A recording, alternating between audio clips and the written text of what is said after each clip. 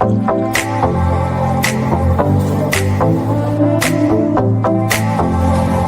has been one hell of an experience.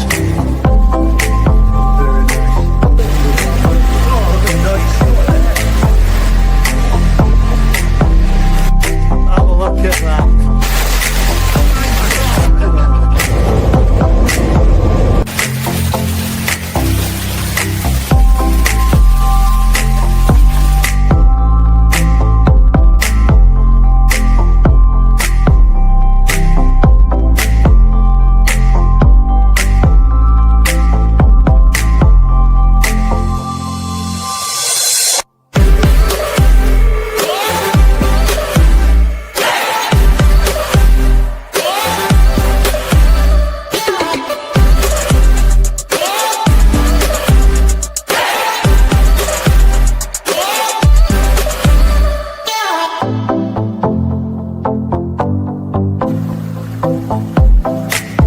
Changing the garden.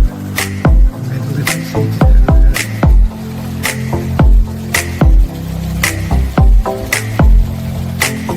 Into the little bush. You can see inside. Beautiful.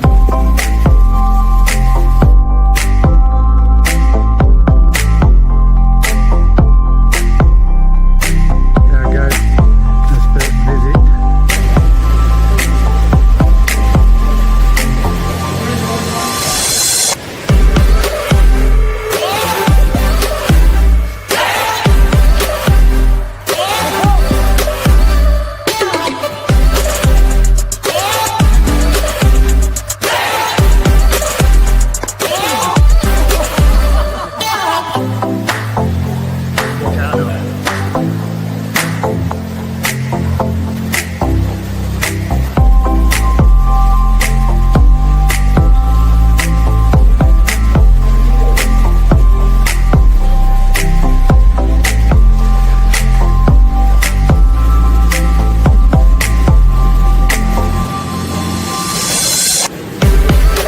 Picking up his pictures randomly just come up.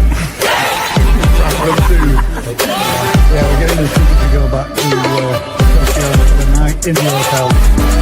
We'll be editing all this possible. Do try turning the chills up. We do that last Monday. I'm with a cold sweat. Hot sweat, mate. You said this were going home with you.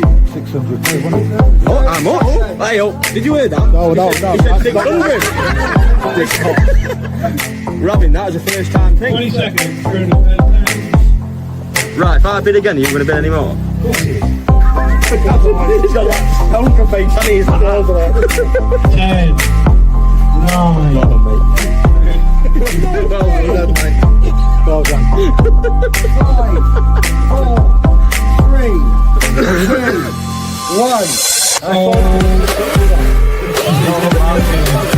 2, 1. But then, do you not get? If you get a swipe, do you not? Does it not start to build up down? I had to do it. You've eaten everything I've ever built on a slope, mate. I forgot everything.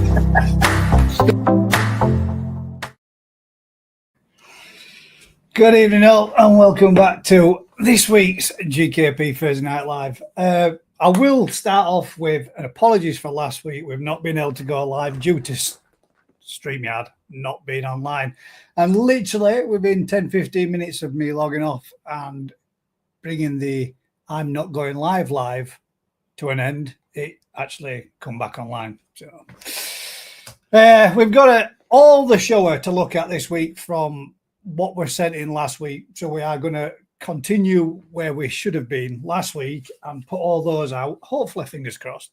Somebody will be joining us this evening. Rick will be with us, but he'll be around about 8 o'clock-ish. He's taking his lad to his, I can't remember. I'm sure it's squash. I'm sure it's a squash lesson. I will have to double check that one and let you know. Hopefully, Matt from Howie will be joining us and Crafty. And they have banged the link out to a couple of other people. Couple of people in the chat and comments are turning around and saying, what are your pond temps? Believe it or not, but my pond is at 24 degrees. 24 degrees and it's 30 degrees outside. Well, actually, I'm lying. It's 29.5, but that's pretty damn warm. It was absolutely scorching today at work, and we got a little bit of an early finish. Thank you very much, my good man, Ryan, for letting us have an early dart. But man, god damn, it was hot in there. Absolutely stupid. No temperatures on, no heating on in the polytunnels, and there was averaging at about 31 to 32 degrees in the ponds. So yeah, well and truly warm. Oh god damn, that's my internet playing up a little bit. Sorry. Hopefully, fingers crossed, that sort of settles itself out again, or it's StreamYard, or it's just my side, and that looked like I glitched a little bit. Guys, don't believe Yorkshire gets that hot. It does, mate. But it's one of those things. It literally only gets that hot for maybe 3-4 days in a year, and that's it. That's our summer. After that, it'll be raining continuous, and then it'll be followed by a sharp frost, and after the sharp frost, a shitload of snow, and then more rain, and then we'll be back to 4 days of sunshine coming next summer again. But half a week max, Dave. Yep, half a week if we're lucky. It's certainly made a bit of a difference in the pond. Fish are a lot more active, feeding well. Apart from one.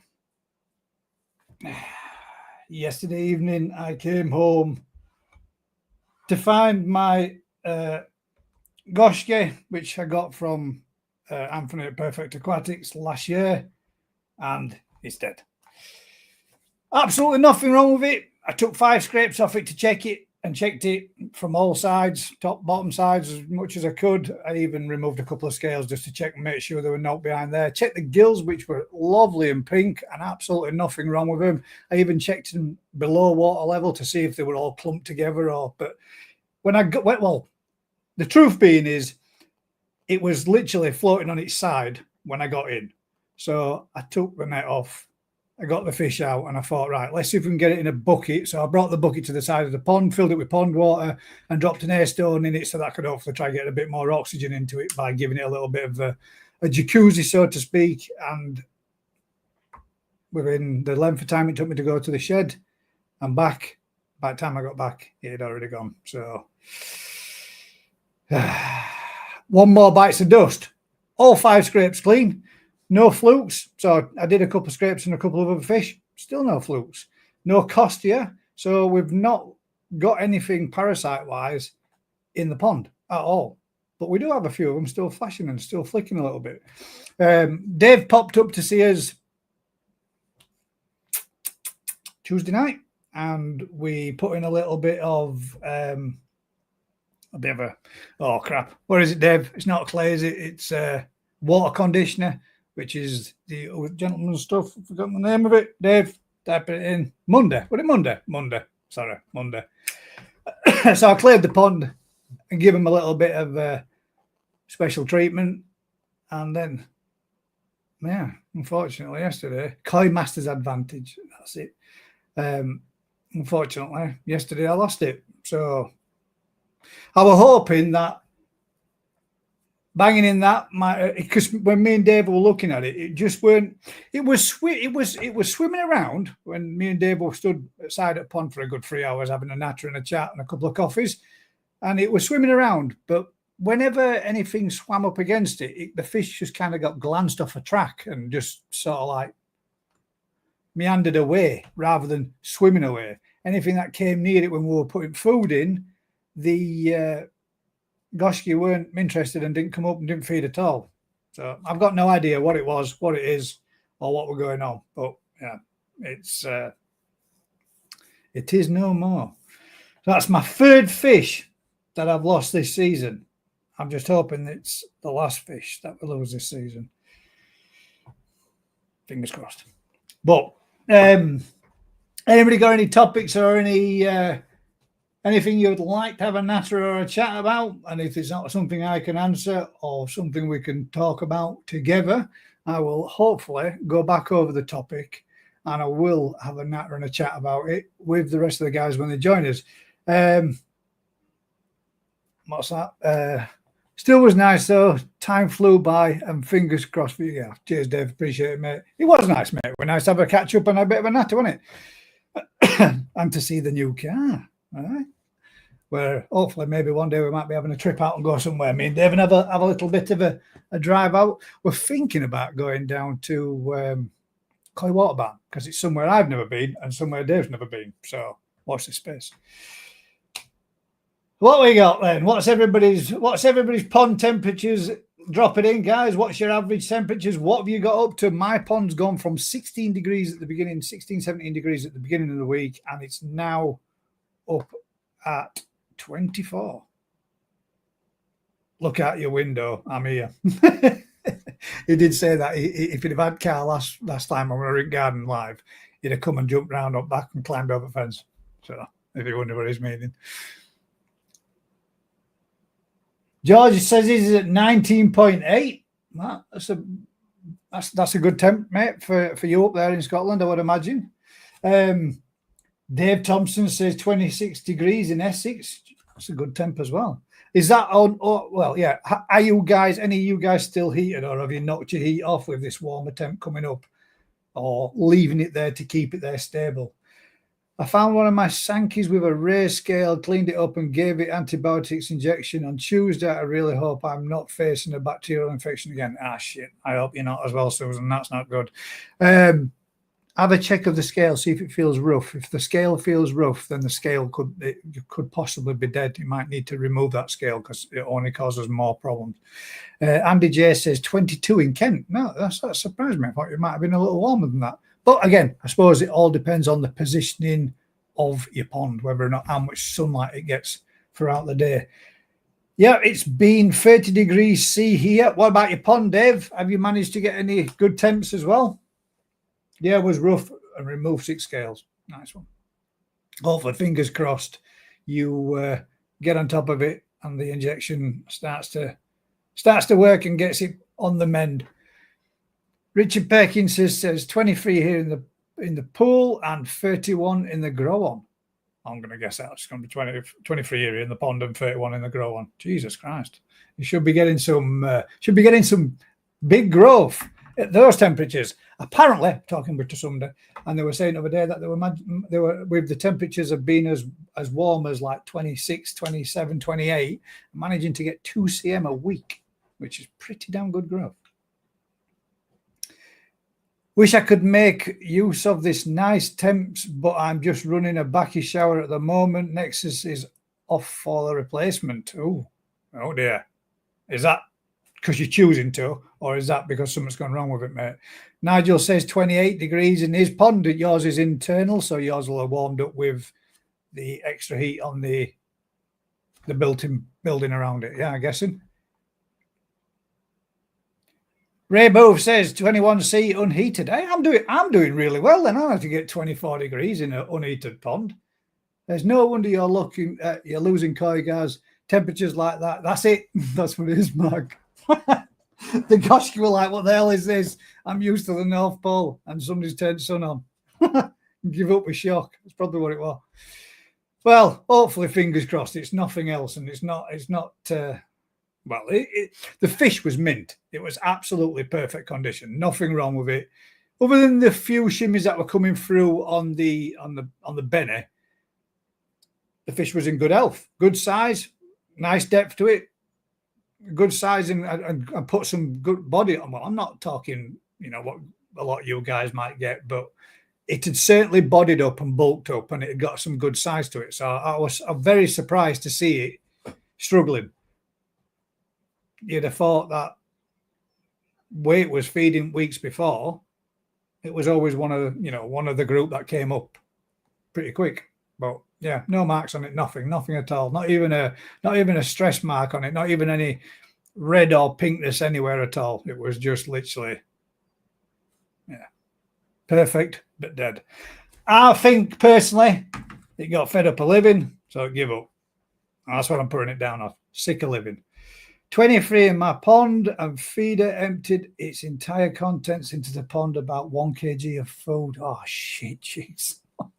That's my only worry with the feeders, is having it with the feeder and something going wrong, and it obliterating or blabbering it everywhere. That's not good when you lost that. But saying that though, official had done a nice good portion of that in as well, won't they? With it all being there all day, but it's not something you want. It doesn't do your water quality any good, and it's a hell of a lot of food wasted, isn't it? That's especially with the price of it. I'm feeding 3 times a day on the fish feeder. I'm tempted to put mine back on. But I'm going to wait and see how things go and see how things settle. I think that was the distinct sounds of Matt from Howie Coy. Good evening, mate. I heard the little. How you doing, mate? Tired. 4 hours kit every night for the last 9 days. Puppy sitting. How's she doing though? Is she getting a little bit more settled with him? No, she's fine. She's feeding and doing all the stuff that she ought to do. But she's being overprotective and she's piling them all into one lishy bowl, picking them all up, chucking them on the bowl, and then literally just setting her whole body straight on them. Oh, of course. Yeah. So then they can't breathe, and then you would get the fatality. So we're having to. I'll show you one of them. The stormkeeper. Oh, hey, right. I've got an idea for you. How about this? You need to keep 2 pups. Oh, sorry, 3 pups. Call 1 G, 1 K, and 1 P. So that when you're walking down garden, you can be shouting, G, K, P, get here. How about that for an idea? That's what I think you should do. Keep 3 of them and then name them GKP. Oh, they're proper funny, aren't they? They're so diddy, aren't they? Yeah. What are they? What breed? Cockers. Cockers, yeah. I reckon you should do that. Nah.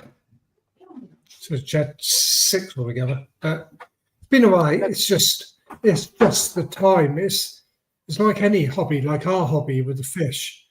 You know, if you want to succeed in it, if you want to do well with them and care, you got to put the time in.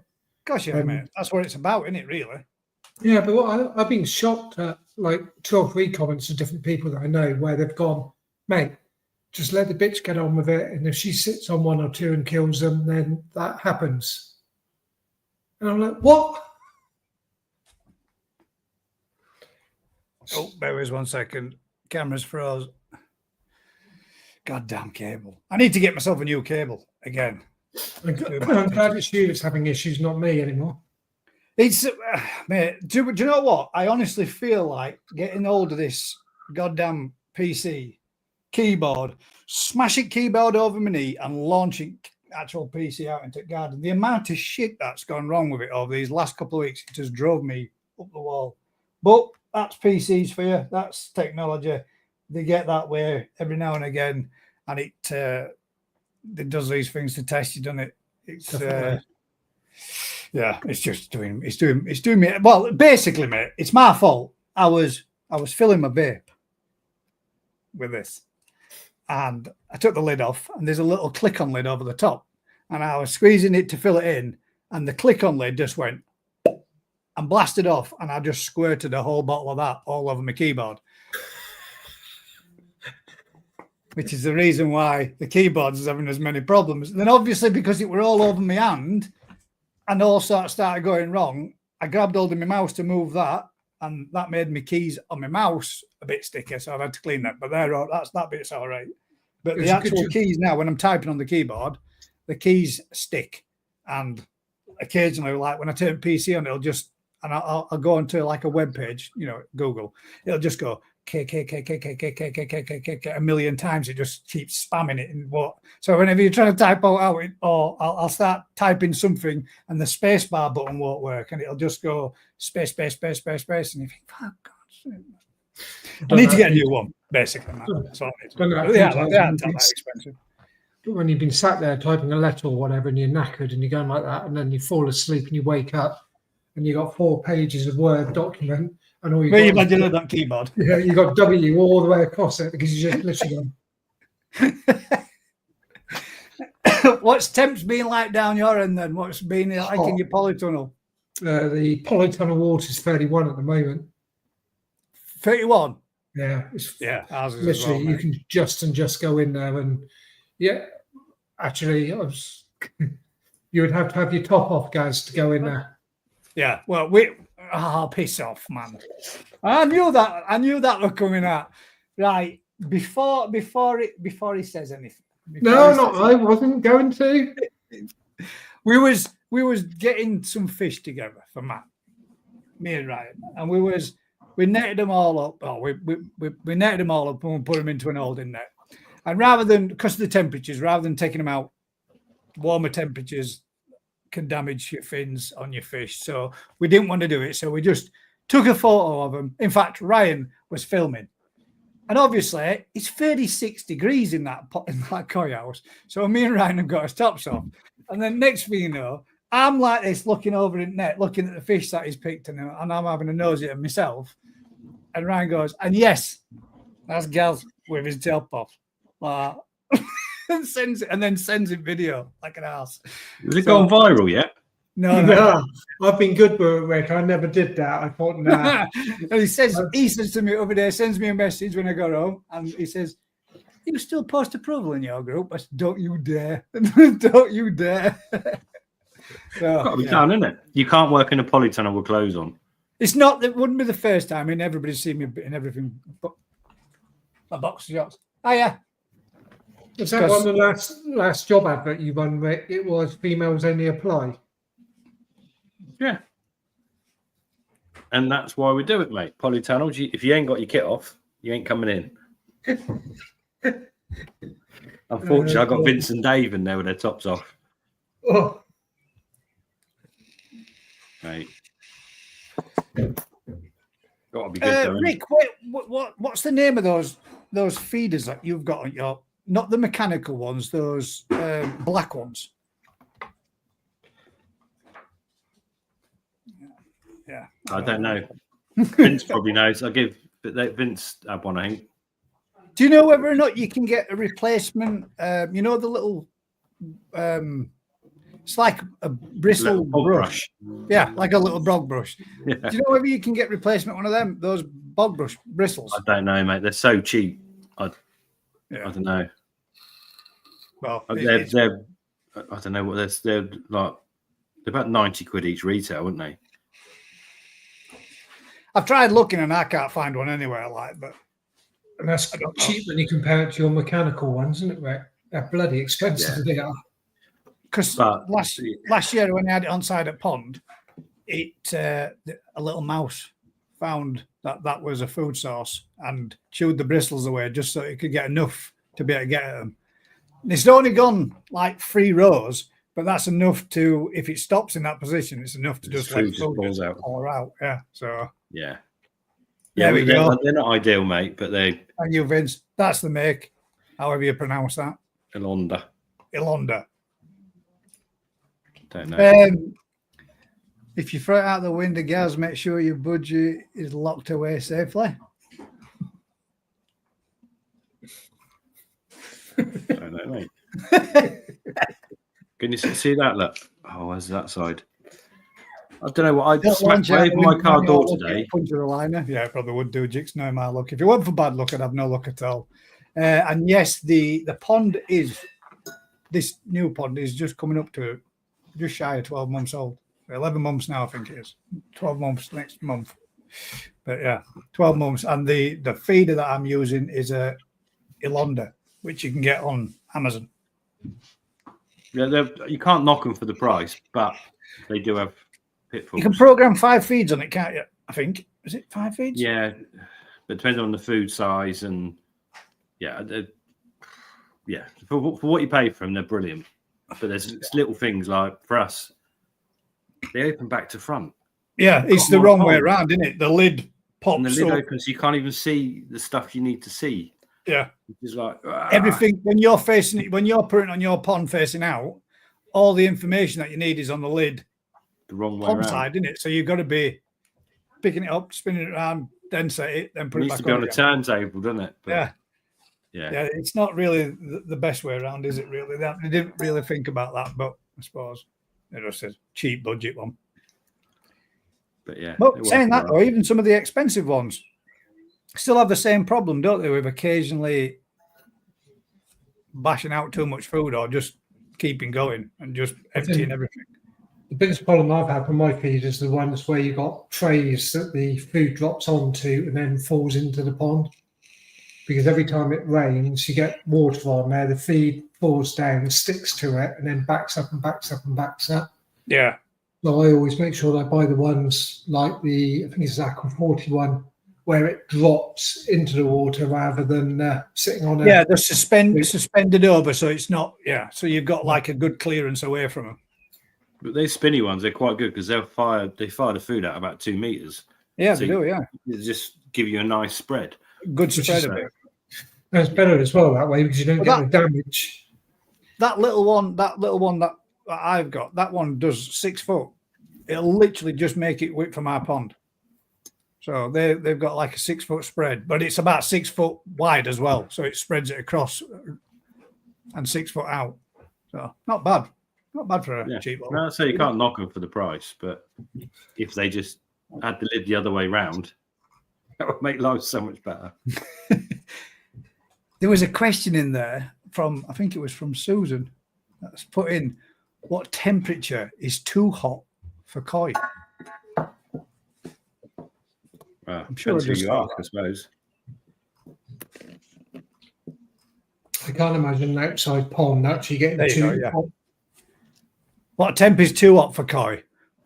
And what do you do if too hot? If you think about it, in general, the majority of the people with outside ponds, they're never ever going to get to temperatures that the fish can't cope with. We got them in the I wouldn't have thought in this country, but some countries abroad. But saying that in the koi water ban in Dubai, I guess pretty damn warm over there, doesn't it? The crazy thing about heat and ponds is it's all about solar radiation, isn't it? So if you've got direct sunlight on something, it will get a lot hotter. So most people in this country set their ponds up to catch as much natural heat as you can. Whereas if you lived in Dubai or Thailand or Vietnam where you got a lot of heat, you'd be setting your pond up in the shady areas or somewhere. And as soon as you take that, the air temperature might be 35 degrees, but if you haven't got direct sun on your pond, it stays a lot cooler. It's not a problem. But it's that, when you set up a pond in a polytunnel or a greenhouse that's getting direct solar radiation pinging on it, that it gets crazy hot. But yeah, our ponds will reach 37, 38 degrees. And as long as the algae's right, it's fine. Yeah. But you're right on. It's not too hot. Kind of like a too knife hot for the oxygen levels. Yeah, that's the problem. So, yeah, oxygen's kind of king. Once you start going above 30 degrees, oxygen is the be all and end all. If your fish are going to live or die, basically. So, yeah, promoting oxygen. Bill says he fell asleep on the lounger and my skin's got better Benny than my Sanka. You're looking a bit red, mate. It won't have in a few days, will it? When it's all blistered and peeling. That'll be so. That'll be hikui, won't it, by then? Michael White said, how large would you recommend before starting to spawn koi? I.e., how big do you think your koi should be before you start spawning? Or is it best to wait till they're at least 3 years old? Did you not spawn a toe-side male last year with some stock of yours? I've used. Was it a Nissan?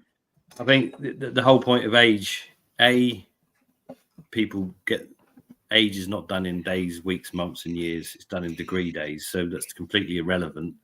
And if a fish is sexually mature, it's sexually mature, be it a 12-month-old male toe-side or a 7-year-old, female. They will be ready to breed. They will produce milk and eggs when they are sexually mature, and the hotter you keep them, the quicker that happens. There's no, and all these growing jumbo toe-side, basically what you're doing is giving them 2 growing seasons. You're giving them a summer and then a summer in a greenhouse with artificial heat.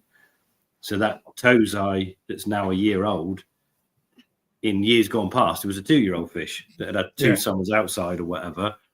If a male's producing milk, then the male's producing milk. That's it. There you It's are. ready. There is no. There's no. Yeah, I suppose that's really the answer, Rick. Isn't it? If it's sexually mature and ready for spawning or ready for or producing eggs, then it's Ready. it's ready. You do find the sort of the more jumbo lines, certainly the females, take longer to produce eggs. Something's not right. Wait a few minutes and try setting up again. You can also try Come on, unplugging Alexa. the device. What are you doing? Maureen, you daft cow. Maureen. So you do tend to find different varieties, different bloodlines will mature at different ages. And some of the jumbo lines, the females, even kept under heat, it might be 3 years before they actually start developing eggs. Yeah. By which time you're talking a 70 centimeter plus fish or whatever. But yeah, our biggest problem, what we found years and years ago, we always wanted to produce our own brood stock. So we'd breed fish with the idea of producing our own brood stock. And none of them ever really sexually matured, especially the females. Everyone's go, at 3 years old, they'd develop eggs. At 4 years old, they'd develop eggs. And it just didn't. And it was like, well, what's going on? And suddenly we started overwintering them under heat and putting them through higher temperature periods. And we had 2-year-olds full of eggs. And it's like, okay, so it was nothing to do with age. It's to do with having high enough temperatures at the right point in their life to suddenly create, donkeys years ago, all the fish from Israel used to come in so full of eggs at 2 years old. It was unbelievable. Yeah. That's just how Because those it's been fish in were all that sexually temperature, mature, coming in boxes at 12 inches long. And it's to do with the high temperatures that increase and speed up that process. Not necessarily a good thing. It's just what happens. What happens, yeah. So there you go, mate. If it's good to go. It's good to go. It's good to Well, go. I'm going to say if it's good to, if they're in together in your main pond and it goes, then there ain't much you can do about it anyway, is there? It's happening, regardless. No. From our point of view, if we can spawn a 2-3-year-old female, the first spawn is like a trial. That then the egg quality and whatever you get that batch out of the way, so it's a much more nailed on prospect for the following season if what you've done is good and you want to repeat. The first spawn is generally not the best, but yeah, for most people it's not even a consideration, is it really? You got your fish in your pond and that's that. I've got one that I know definitely the size of her now. She's definitely holding egg. Either that, she's just your typical plump Deutz, but she certainly looks like she's carrying egg. She looks at that body shape about her. But she did last year, and then that seemed to recede off again through winter period, and now she looks like she is again. But yet, no, what's happened? Yeah, they're quite the waiting ponds. They'll carry eggs for year after year after year. They're there all the time. But you'll see a lot of people think the body changes reabsorbing eggs, but it's generally not. The eggs will stay the same, but the body fat will change. Yeah, so it looks more slender again. Yeah, they can look really fat and then slim down a bit, but they're still carrying the same eggs they were carrying. They're just not carrying the body fat. And Deutz fish are kind of notorious for it, aren't they? Yeah, and a bit out of shape. And Sheros and showers as well. They tend to struggle with their body shape. They carry a lot more fat and eggs and get that panhandle where they're. You're right there. Sorry, Ezra's noodling. He's just played squash. Look at the state of him. it's squash, yeah. I thought it was. It looks like a boiled pudding. A bit warm, mate. He's smashing noodles down for his tea. Don't tell his mum. Is he coming? Is he coming next weekend, Rick? Yeah, you're coming for the weekend, aren't you, Ez? To the National? Yeah. Yeah. That's the plan. Have you been? Are you doing out down there? Are you just going down? You going together? Well, we're going. You're going. I know. Have you got your outfits all sorted out, Matt? Yeah, all sorted. This year's theme. 5 sets of matching whatevers, just in case. Luckily, with Ez, Rick's going to behave himself this year. No, I've got babysitters. Yeah, fat chance of that one, mate. Right, well, Frank, I'll join you in a beer, Rick. This evening, I'm going to have a Hawkston's Lager. Very Right. posh. And if you don't know what a Hawkston's Lager is, then you don't know diddly squat about lager. I'm Well, on the we'll give good that old one a try. What we on? Heineken. Heineken. See what it's like. Never had one before. Father's Day present. When it's as hot as it is today, mate, I could Oh, drink that's and nice. drink and drink. I thought I'd open it before it blew up or exploded, as there was a recall on them.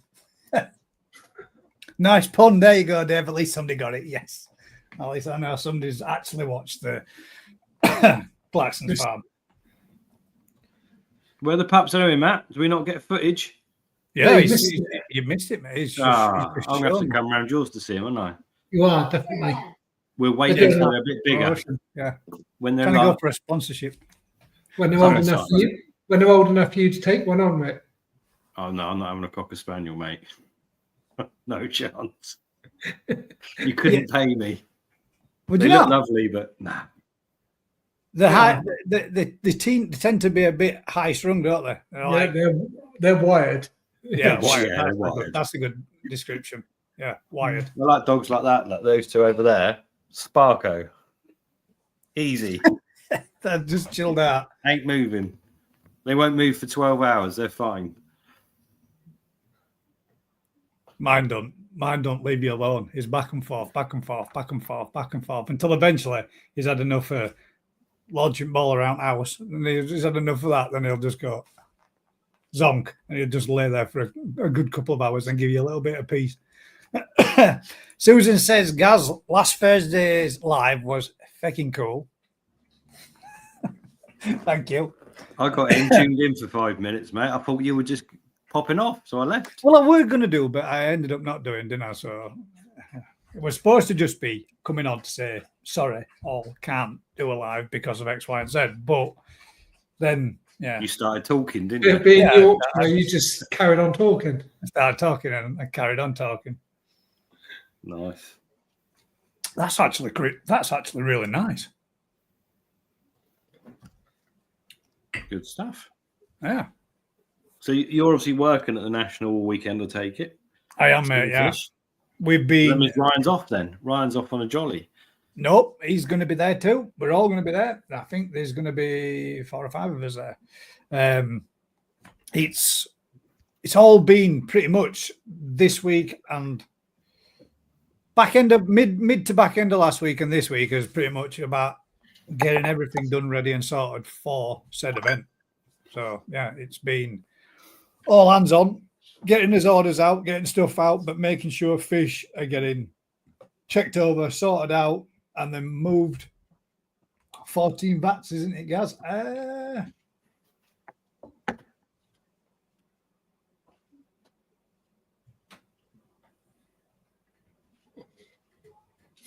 Yes, I think so. I think it is 14 vats. We've got a 6 meter by 15 meter pitch, so it's pretty damn big. So we've got to go. That's half the show. I know, it's massive, isn't it? When he said, Ryan said, we're going to have a dry setup so that we know where everything is, then we can work out what fish are going where, blah, blah, blah, blah. Right, okay, so we brought all that up. And he says, do us a favour, just mark out 6 meters by 15 meters. And I'm like, 6 meters by 15? That's pretty damn big. So I marked it all out and then realised just how big it was. Yeah, that's quite a large pitch. So, yeah. So Ryan said today, there you go, Lee. Cheers, mate. Lee came in and picked up his fish today, his Pearl-Gin Ringe Sankey. Absolutely stunning fish and all.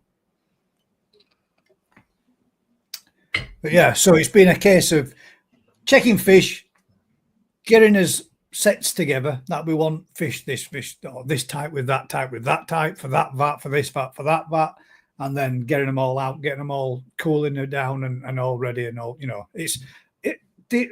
as Ryan said earlier today, most people just think, and I'll be honest, I thought pretty much the same kind of thing to a degree, that it's just a case of, you're boiling up fish, you're selling fish, you're taking photos of fish, you're banging them out there and they're all getting delivered. And that's pretty much it. But man, there is a lot more to it. There's a lot more involved in doing this game than what I ever thought there would be. And it's non-stop. The day goes like that. It absolutely rockets by. That's quite scary, isn't it? Still It does is, for me mate. after 30 years. I turn up and next thing I know, I go, should we stop for lunch? You go, well, it's 3:30, mate. You missed it. Exactly. I got there this morning. So we had an earlier finish and an earlier start so that we could try do a little bit more before it got too hot. And by 9:30, it was absolutely red hot. But we'd managed to get everything ready, everything, bagged up, bags floating, fish packed, ready for a delivery, ready for stuff that we needed to go out. And they were all floating to keep them cool and what have you. And we all got everything all done and sorted. And then I had to go out and do a delivery. So I went to go deliver some stock. And then when I got back, I'm like, it's 2:30. I'm like, where's the chuffing day gone? It's gone like that, done. And then we had easily 42 in there, guys. Do you know what, Lee? I won't be surprised. I'd say back end 30s, 100%. I'm definitely the floor. Like fiberglass vats. The fiberglass vats. You put your arm on them, touch them, they bend you straight away. The cladding on the new koi house. Yeah, I swear to God, you could cook an egg on that stuff. That is absolutely red hot. And I didn't think it'd get as warm in that as what it does in the polytunnels, but it definitely does. It's 30 odd degrees in there, 30 plus degrees in there, and the ponds are up at 30 degrees without any messing at all. It's easy. Yeah, it's mad how much free heat you can generate and hold. But yeah, you do get these windows when it gets too hot. Yeah. So we've been putting all the shades up and stuff today, and it's that we just use black plastic, mate, and that it keeps the temperature of the water down. But my God, you touch it, like you turn around and touch it with your face or whatever, and it is scalding. You're getting a quick. It's like at the beginning when I first started there, you get the odd splash of water on you down your leg, and you think, "Shit, that's cold." Now they're in shorts and t-shirts or no t-shirts, and and you get a splash of water, you think, "Oh, that was nice. That's so nice." Let's just get a splash of water up your legs, and you think, "God, that's so nice. This is so cooling." But I tell you a real good way of cooling yourself down if you want to, if you've got some water where you can submerge your wrists in. Submerge your wrists in and just hold them in there for 5 minutes. You'll reduce your body core temperature real quick. You cool down proper fast. That's how they used to do it with us in fire service when you go into a job and come out. Nothing better, mate. You just go head straight in. Yeah, that's what I mean. Your extremities, head, hands, and feet is the fastest way to cool your head in for a few minutes. Dunk your head in. You can tell we've all been in them. Okay, look how red we are, all three of us. Is there any of the medications you can't use at high temperatures, apart from obviously the oxygen problem? Nice transition there, Matt. That brings me on to a subject. I was trying to focus. It is. All the medications will reduce the oxygen, basically. So you just got to be super careful. Super careful. It is just. Again, it'll be the same lack of oxygen, won't it, when you're using treatments? Yeah. And watching, obviously, the amount that they want to eat and eat and eat, don't they? But obviously, the more they eat, the more oxygen they need. So it gets a bit dodgy. Did you see Richard's comments about his fish and his experience with the Fluke X? That's one that I thought we would have a talk about and see. At present, we've got 119 people watching, and we've got hopefully more than one person that might have used the new product out there, which is called the Fluke EX or Fluke X, Fluke Dash EX. He's posted about using it with his fancy goldfish. By fancy goldfish, Sarasa comets with a longer tail. But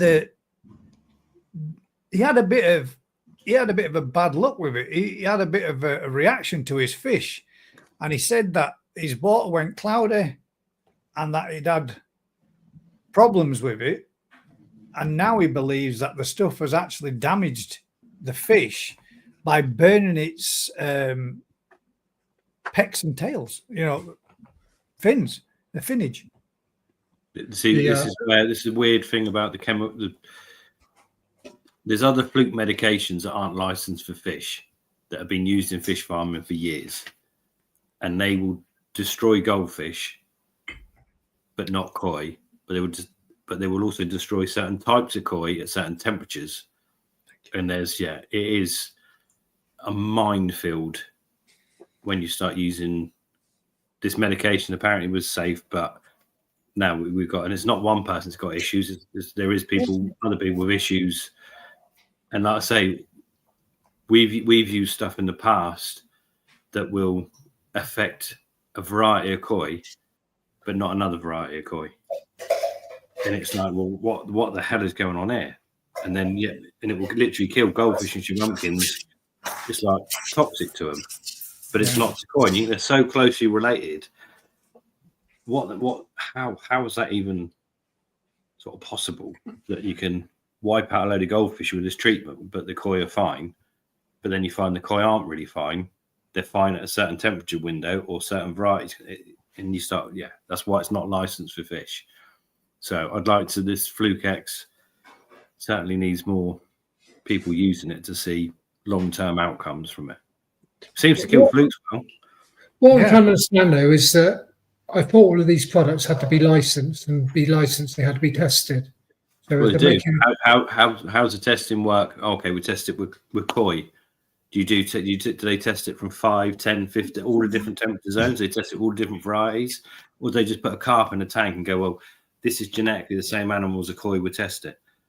I don't know how the rules and regulations work on that whole front.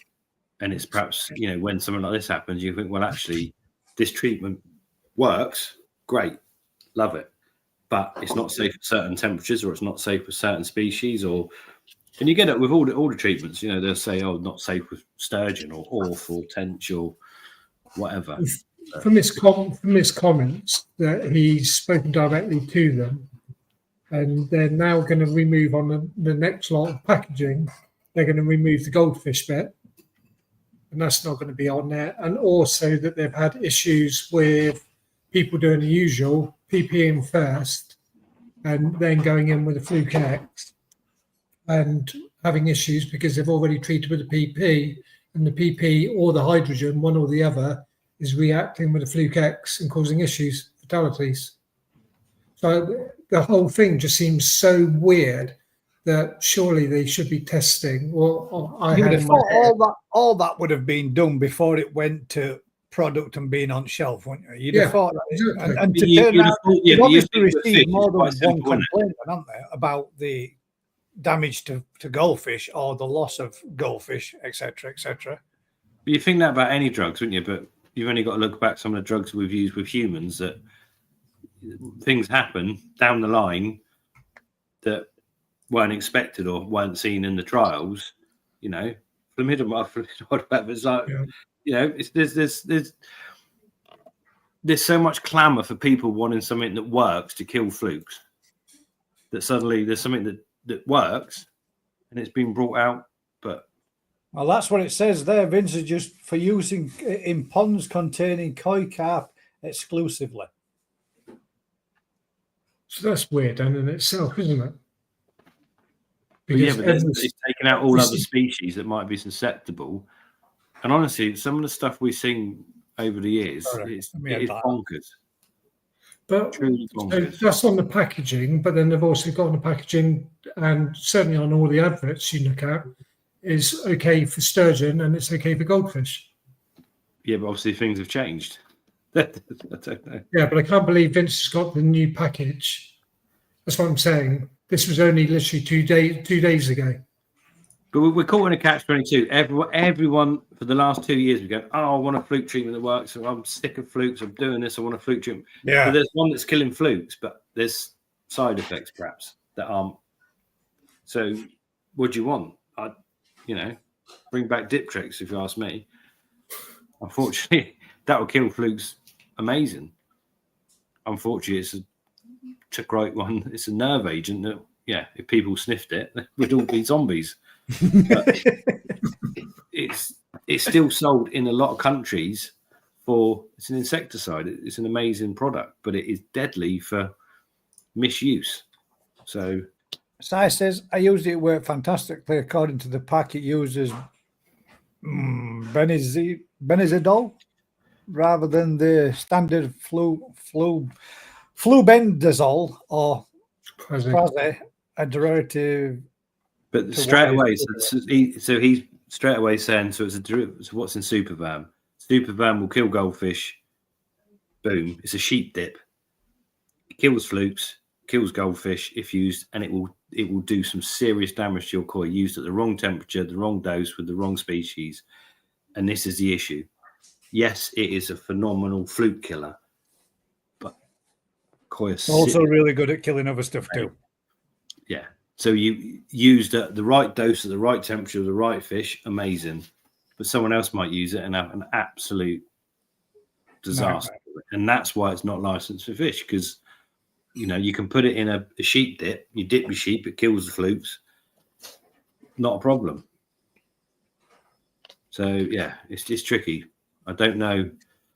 There's a lot of claims on the packet about it killing everything from Argillus, which is a big crustacean type parasite, to flukes, which are worms, down to protozoan parasites.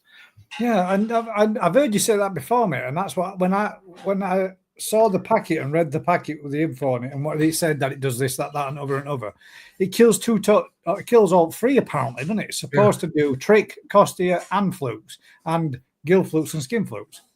Argillus, which is great. I mean, if you've got a product that does that, but yeah, that's quite a broad range. It's one of them, isn't it? I don't. People everyone's clamoring for these products to be brought out and rushed out because there's issues and other products don't work. There's going to be teething problems. Give it a shower, yeah. Cheers, mate. Yeah, Fluke X may be what upset my Becco. I did a PP first, then Fluke X, though that was weeks ago. And yours is still a bit stressfully, isn't it? It does look a bit like it's a bit pinked up with it all. Yeah, it's just we're so regulated on what we can use that most of them don't particularly work that well, or they work in a very narrow window when done right. But yeah, we're all looking for that magic bullet that you can buy one potion of powder and it does it all. But yeah, there we go. Vince is having a break from beating the drum up. Oh, was he not? He was fixing it, he told me. I sent you another. Thank you. Got it, mate. Oh, there we go. Feel free to read that at your leisure. You set a rate of 4 grams of powder per 1,000 litres of water. First add the required quantity of Fluke X powder to 10 litres of pond water in a clear container and stir immediately. Add to the stock solution to the pond water with the fish. Rinse out the container with pond water and add to the pond if necessary. A separate tank can be used to immerse the fish for a treatment period of at least 24 hours in the case of egg-laying flukes. Second single treatment 3 weeks later than after the initial one is recommended to ensure that the hatching larvae are killed. This pack is designed for a single course of treatment of no more than 3 administrations. And there's the contents of all. Is there anything in there that you see, Matt and Rick, that's different to anything? But there, it does say there, treatment for skin, gill flukes, trichodina, costia, roundworms, tapeworms, Argillus, which is the fish lice that you were on about, Vince, as well. Fish X can be used in ponds without affecting either the bacterial filters or your plants. But your goldfish, it ain't going to be too happy by the sounds. So the bit there's obviously something in it, and so it's not a bacteria. It's going to cause you no grief to your filters. It's going to cause you no grief. It is designed basically. It's a worming treatment, the same stuff that you will treat cattle or sheep for worms. So So it will kill flukes. But it's this side effect that you get with stuff like Supervam, Flucosol. There's a whole load of treatments that are used in agriculture that work brilliantly.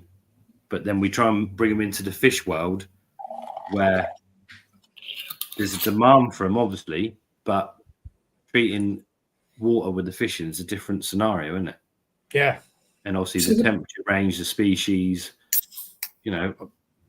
I'm glad there's something out there. If we find that this is amazing for treating flukes, but has to be used at 10 to 20 degrees at no other temperature and kills goldfish, great. Well, at the end of the day, that's what you do. Follow the instructions, brilliant. The fact that it can kill crustaceans, worms, and protozoa parasite, I'm bonus. Sure on.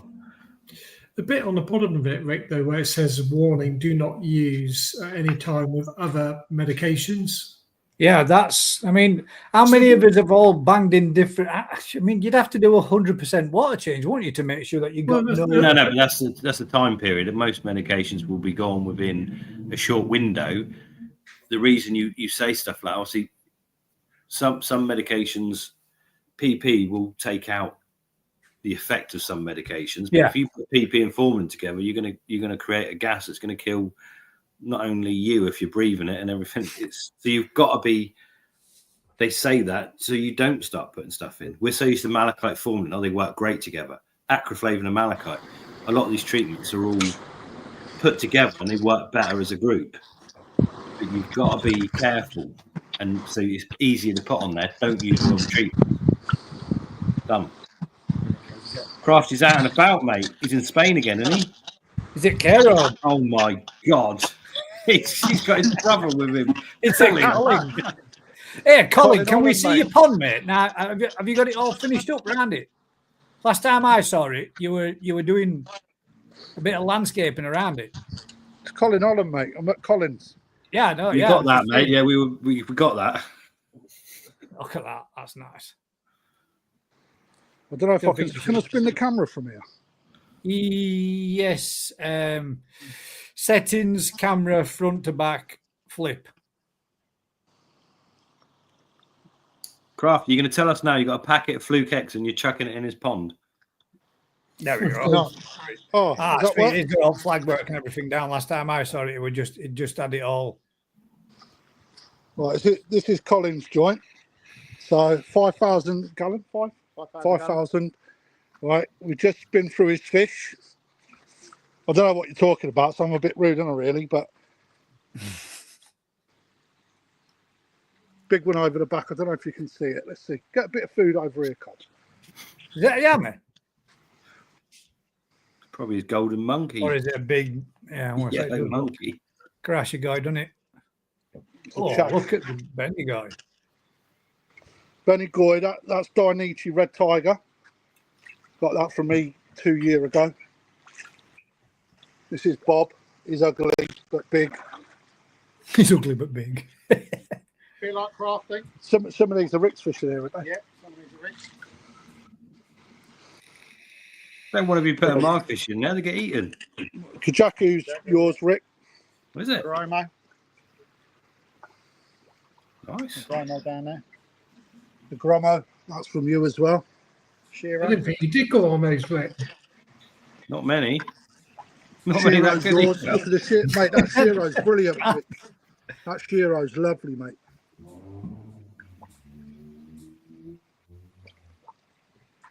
Where's your grown show? No, the Kahaku. Oh, mate, there's a few Kahaku in there. I'll try and find Yeah, it. no, with Matsui, wasn't there? Just wondered how big that was now. So over the back there. It's this one here. That's got some size on it as well, hasn't it? Look at this piece. Look. You need to get that out and put it in your golf course, mate. It's about 85 to 90 cm, that is. So where's his shower then he's showing for this evening? We didn't net it up, mate. I've just took, 14 fish out, and You just took out 14? 14, yeah. There's his monkey. Yeah, I took 14 out because he wants to make a bit more space. But most of these in here now around 35, 40 cm for the smallest fish that you can see. So I think we're going to have to do another call next year, Cole. Yeah, keep taking them out and selling him more. I like the sound of that. That saggy, 60 Alan quid Tate is one says, of my "Oh no, auctions. Colin and Crafty together."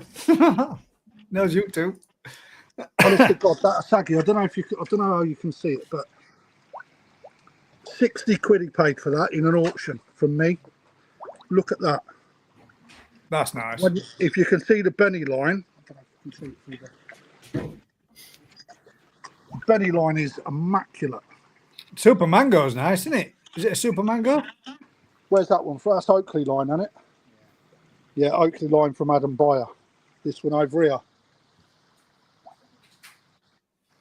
That's a corn. That's changed. That's the one that you wanted. There's the monkey.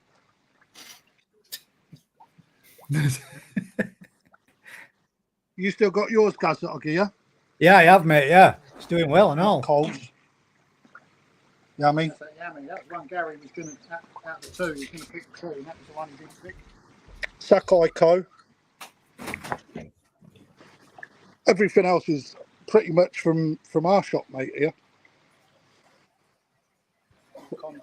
Condos, yeah, Kondo, Yamaguchi, Yoshino. Is his NND in there? No NND, Kaiser. Oh, that Tancho might be. Did you not get an NND? Yeah, this Tancho's NND. The Hiatsori is from Shinoda. Oh, that's all Rick. What are they? Cameroon? Cameroon. I like that. That's one of yours, Rick, as well. Very pretty. Vince, you just timed yourself out. You know? The jacket was nice as well. And the heron over there. Yeah, and then over there in the tree is a heron. Oh, shit. That's from me as well. I sent that one in. But look, that's Coles. It's all mirror image on it. It's dead annoying. But yeah, nice little setup, isn't it? Yeah, it is. It's a nice pond now. It looks well now. It's all been finished and landscaped around it, hasn't it? Looks good, Colin. Looks lovely. Yeah. He's just built his own extension onto the back garden. Into that, you can see he's got around this side. He's got a second Let's window. get in the filter house. Filter house is there, mate. We just put a telly in it. But yeah, see if we can see the Asagi from here. Look at that Garomo, Rick. What's that, man? Eh? What's that? Is that camouflage on window? Oh, mate, he didn't know I was going to come on. He didn't know they had guests coming, did he? I didn't, mate. He just rocked up, gate crashed me. That's Dainichi. That's coming on a treat, actually. Where's that Asagi? That Asagi is banging. Oh, yeah, 60 quid. 60 quid Oya Asagi from one of my first auctions. Window does need a clean, Susan. I will agree. Colin. Why do people look at all these lovely fish and you're looking at a bit of muck on the windows? Well, just think how much we'd be able to look at them if window were clean. That Asagi, man. Was that a Deutsche Chiba there then? That just went past. Yeah, it's got two, so they were both off the auction as well. That's Coda. And Sakai, I think the other one was. I can't remember. That's the NND Tancho. Nice. What's your favourite fish in there, Colin? Come on. Favourite fish? Oh, it's hard. It's the big ugly lump, isn't it? No, well, yeah, it is, to be fair. Yeah, that's the one that Well, it is because yeah. that was the first thing you said. It's a big ugly one, but you've always kept it, mate. So that's got to have something about it, hasn't it? Yeah, definitely. There's a Goshki in there. Game ring Goshki. That's good. Look, this one, look at this. Look how ugly that is. Look how ugly it is. Look, it's my pet. There you go. Got a cleft lip. Yeah, look. Yeah, he likes this Goshki. That is nice, though. It's got a nice Benny on that, hasn't it? Not better than Benny on mine. There's the corn. How much that changed, Rick? Is that my one? That's the one you wanted, yeah.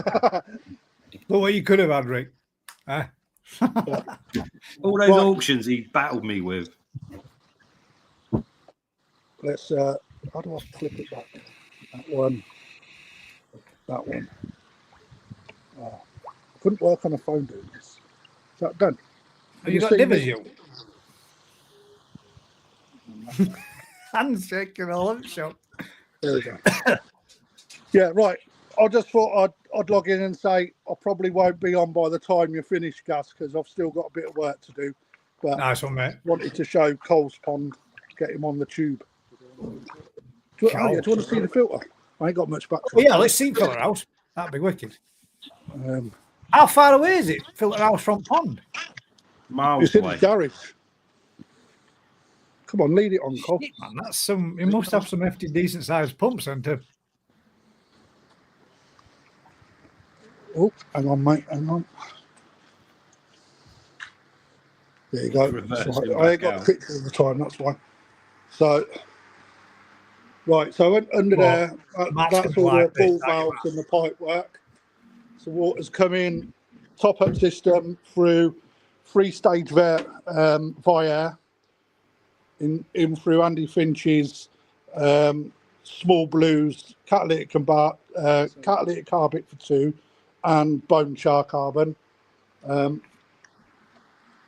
Basically, this is a Burton 700 TX700. So you're supposed to have an inlet this end and an inlet that end, and then it comes out of here. So like this is all mirror image. So when I'm putting the hand left, it's going right on the screen. Right, it's supposed to come out there. So drum into moving bed. Try to stick in here, look. Banging moving bed. It's got some air going in there. Right, air going through that is through a Fujimat 150. Oh, yeah, that's the Fujimat which he got, which I was talking to him at the Newark Showground last year. We were saying about it. I'd heard that they were supposed to be really good. He went and had a chat and They're that to awesome, him. mate. They're fantastic. You got one. Look at that turning over. Right, and then he's got basically a protein skimmer that then basically the water comes all the way around. Oh, man, that'd do my generator Into a tits prep well. machine. That comes Oh, in that's a through prep the maker. generator at the top, through the air tube into there. Absolutely smashed it to death on an Evo 110 Ti UVC as well. And that then goes back to the pond. Is also running from here out that side, a 4-inch going straight back to the pond on a 30,000 litre an hour pump. Right, so when that comes out, see through the drain, right, I don't know if you'll be able to see it or not, but if you watch the fish, well, you can probably see the swirl in the water. So it returns over this way, Yeah. and then comes around there. But when you watch the fish, you can see they slightly tip over, all right, when they're side on in the current. You know, I don't know. Colin, your homework for the rest of this week is to sort all those cables out, man. That'd do my tits. Yeah. There's cables all over the shop, man. No, to be fair, you're looking at remodernising it. Yeah, aren't you? yeah. So It was tidy when I first done it, but I just added loads of stuff. Yeah, to you've it. unplugged stuff, haven't you? And plugged it back in and wrapped stuff around stuff and then just thought, yeah, that'll do. I need it on, I need it on, I need it on. Just plugged it in. The scary thing is, guys, I've got an electrical contracting company, so it should be smart. Oh. that's exactly how it should be. But Hey ho. are we back to that front camera? Yeah, you're back facing forward now. And to be fair, mate, it's just filters, isn't it? Yeah. You know, the main thing is that the plugs are actually marked. It's got the Blue Lag Guardian as well. But look, they're labelled. So when something don't go wrong, the missus knows how to put it right. So not that she'd ever do anything. If you can follow the cable to plug the right one in. You know, I went for man. Look at that. That's banging, isn't it? It is banging, man. Banging. Looks a lot. Right. Looks nice now. I need It's to all get on the done. road. Love you lots. Take care, bud. Thank you. Thank you very much. Cheers, Crafty. Cheers, Colin. There we go. There's a new feature that we can do. come on and share your ponds with us. There's a new feature we might look into. Be Doing a bit interested to of see pond what appreciation as power well. consumption must be. Yeah, that's a chunk. fair old distance from the filter house to his pond, though, isn't it? That's got to be a good sized pump to shove all that back. But that'd be quite a good nice thing, though, wouldn't it, to work out exactly how much that pond, how many kilowatt units, whatever's running to run that. Yeah, because that's quite a chunk, isn't it? Yeah, So that's when people look at koi keeping and go, oh, it's expensive. Done like that, it's not just building it, is it? The running costs of that are quite high. Yeah, but got the benefit. It's pretty mental, isn't it? Looks all right. Looks nice. Those look nice. They've done a lovely job. Last time I saw it, when I spoke with him about 12 months ago, he was doing all the landscaping around it. Just got the pond in, done and finished. It were all running, but it just got a bit of landscaping, that decking area back towards the garage. And I'm sure that none of that were flagged in and sorted. Alan says, Crafty working a full day. I need to have a sit down. We're having a bet. He's gone to Max next. Yeah, I bet they are, mate. 100%. And if he hasn't been, he'll be going on his way home when he leaves. Mackie D's, they've said on the news today, didn't they? They're not making as much money. Crafty's had a day off. Crafty's had a fortnight off. Well, he did go to Ibiza, didn't he? So maybe they had some hit on the shares. Sean Higgins says, I tried everything last year for flukes, give up in the end, got a vat PP dip fish into it and nuked the pond with PP and just treated pond like a new one when feeding. Yeah, that's right. But there's as much danger with doing that as there is perhaps using this is the whole issue, isn't it? That to go to an extreme like that to get rid of flukes, if you're not careful, that could cause a lot of problems, couldn't it? Yeah. So yeah, everyone wants this magic treatment. Yeah. It's one of those. I'd like to use it, but I wouldn't be using it on. That's the problem. Most people got a pond of their best fish. They've got one pond of their fish that they love to bits. So they get a treatment, and if it all goes tits up, that's a whole lot. We're quite lucky. We could have a pond of fish we're not that worried about to do. We'll just trial it in there, do it a bit stronger or whatever. See what reacts to get that confidence in using it before you put it with something you really care about. Yeah. I think the liability on the actual, is it Vertok? I'm trying to remember the name of the manufacturer of them. Vetark are the suppliers. Yeah, but then the liability must be huge. If they're saying it's okay with goldfish. Yeah, I don't know. You get into realms of, yeah. It's probably a case nobody's ever going to do it, taking the court over goldfish. Well, yeah, but it's long. It's one of those things, and if it's a new treatment out and you find it after exposure 6 months later, there's a problem with all your fish, and that becomes a thing. That's where you get lawsuits and all the rest of it. That something's trialed, but trialed to a point and not trialed for longevity or whatever. And that's, yeah. I think at the end of the day, all of these treatments is something that's obviously been used for flukes for years in a different way. You got to ride it out and see how it works. But yeah, most of the rest of the world are still using the tried and trusted stuff that works that we can't use. Oh, there's a question. Not so much to treat. How do you treat a tea-coloured pond water?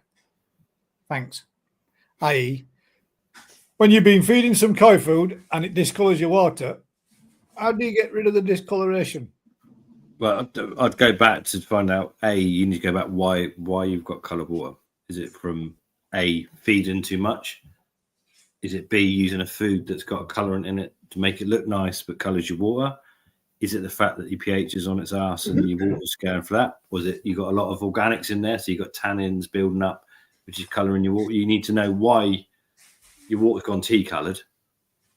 And then the easiest thing to perhaps try is change your food. It's interesting that my setup with the polytunnel, the back pond is getting the same food, is on the same filtration. That is almost chocolate brown. The other 2 ponds are gin clear, exactly the same kit going through. Yeah, there's a big difference in it. That back pond's got 4 times the surface area as the others. So if it's got a lot more light hitting it. So if it's an algal problem rather than whatever, you might be finding that pond's just got that much bigger surface area, but the same amount of filtration compared to the others that are really narrow. So your narrow ponds, the surface area, the amount of light hitting them is a lot less. But then the water is as well, though, isn't it? But the water is as well. The capacity of those ponds is a lot less. So you would think that, although I totally agree what you're saying, that the back one's obviously bigger, but if you've got smaller capacity of water, you'd think it would have the same effect. Yeah, but you got the same filtrate. You got a drum on each. You got the whole setups are the same, haven't they? But your back one's got 4 times the surface area with the same filtration as the others. There'll be a reason for it, and it's a good chance it will be. It could either be that's getting a lot more food, which is colouring the water, or you got algae that's colouring the water. Could be the peacock shitting in it, mate. Peacocks can't get to the back one. That's a special pond. Did that not when I watched that video? My first thing I thought was, "Oh, that's cool. Peacocks feeding off the water." And then my second thought was, "What happens if they peck a fish's eye?" We've gone off topic there. We're trying to clear someone's pond up. Sorry. So yeah, first thing, change your food. Simplest, isn't it? If it's colour from the food, change your food, and you might find that it sorts itself out. Check your UV, check the water chemistry as well. Check your pH, so you can add a clay or something. You might be able to add something to it to clear it out. There'll be a way of sorting it out. You might find that your pond's got a lot of leaf debris falling in it that's causing tannins building up. Until you know why it's coloured, it's hard to sort out to stop it being coloured. Filter floss is less than 500 microns, isn't it? You could add a little bit of that to your filter system, and hopefully that might pull a little bit of it out if you did add a clay to it to bind it together, kind of thing. Yeah, you might find fine filter floss or fine foams somewhere in the filter might help, but in reality, normally brown, cut tea water is super fine staining in the water. Yeah. So you need to find out why that water's staining. For example, when I had it, other brands are available, and I'm not slagging the brand off. When I was feeding, I got some high protein Coppens food last year, and I fed that, and that gave my water a bit of a brown tinge to it. Not bad. They weren't bad or in any way, shape, or form, but you could definitely tell there was a tinge of discoloration to the water. But yeah, food makes a massive difference. Normally, the higher something like Coppens growth food will normally cause like an oil slick. Yeah, that's really look more like a film on the surface, Rick. So that's from the high oil content and the high protein. It's where it comes from. Yeah, that you kind of expect. But like the brown sake color quite often causes that. Yeah, brown sake growth does as well. Sake growth. Actually, when you go around feeding as many ponds as what I do, right, and the amount that I apparently throw in, Ryan, is you can see on your hand when you've done it at the end and you've gone around 40 odd ponds, your hand's brown, and that's on the sake growth. That definitely does have a discoloration to it. I noticed with like our tunnel ponds when the vegetation, so when we're growing the plants, that the color, the clarity of the water just goes to the next level, no matter how much we're humping in. But during periods of the year when the plants, you're struggling to get the plants to grow. So if you're heating it through the winter when you haven't got the light to grow plants, you always really struggle with water clarity. But as soon as the plants are growing, and that's generally the same foods, the same stock levels, the same temperatures, but different light levels and different plant growths. Yeah, Sean's pond down in Weymouth, he had it's more brown than green, and his phosphates were really high.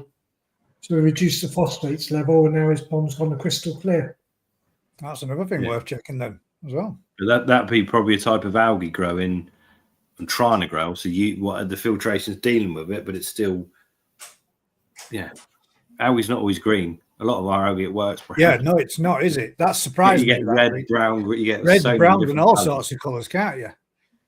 Yeah, I've seen that myself. Yeah, you just need to find out why the pond's coloured and then rectify it. There's no you can't rectify it without knowing what's causing it. So a little bit of homework and then get back to us.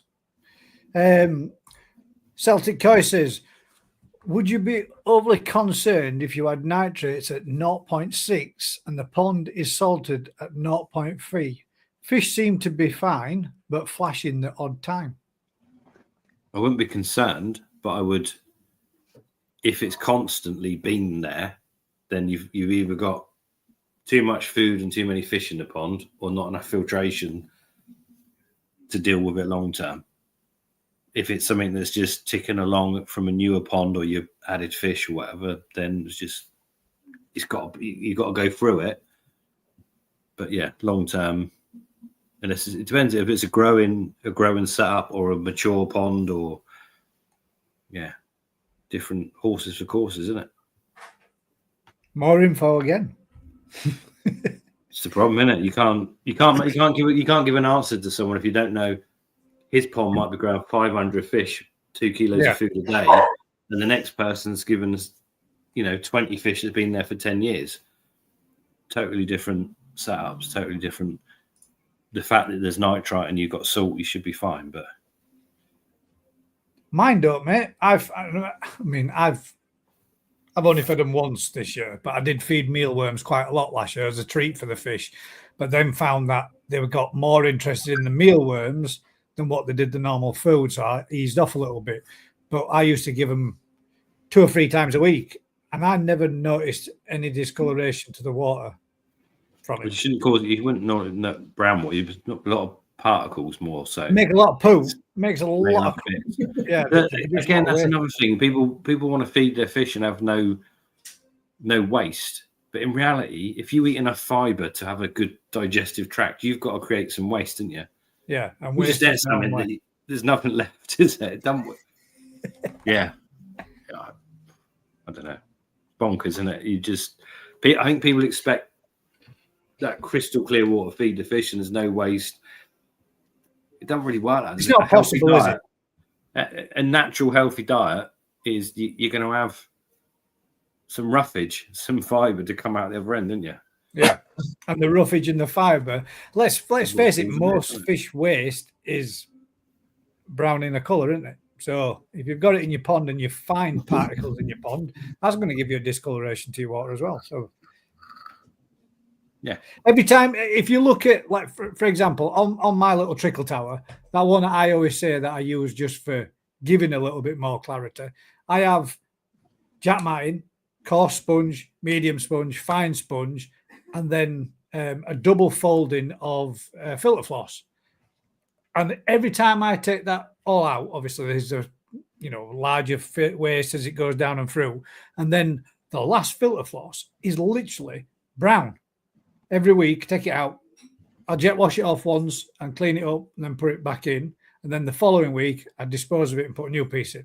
So, but that discoloration of that filter floss from brilliant white is brown. Put a load of snails in there, they'll eat it.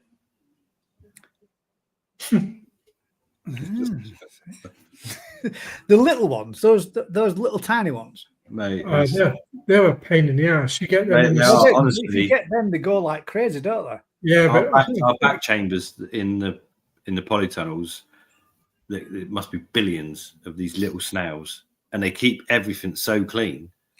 But when they go through the pump, they block up the spray bars. Yeah. They get stuck.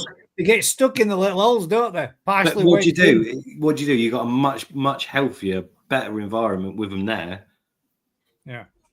One of my customers 2 or 3 years back, his drum system kept going into continuous wash. And every time I went there and did a test, it was working perfectly fine, as you would imagine. And I happened to be literally 2 minutes away when he phoned up. He said, "Matt, it's doing it again." So turned up, and it was a snail that was sitting on the float, stopping the floats coming back together again to turn it off. See, So- we've got the odd in Poly 1, there's 3 filters.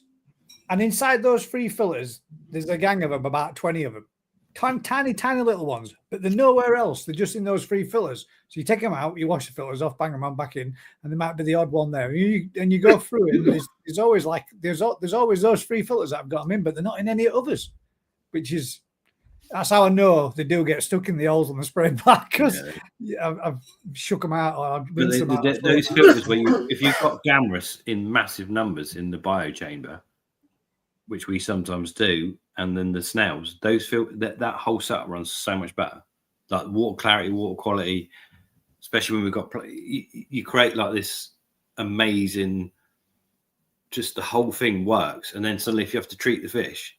What's that? Gammarous shrimp? Gammarous, yeah. The shrimp, when you get in the filters, mate, they just clean the filters for you.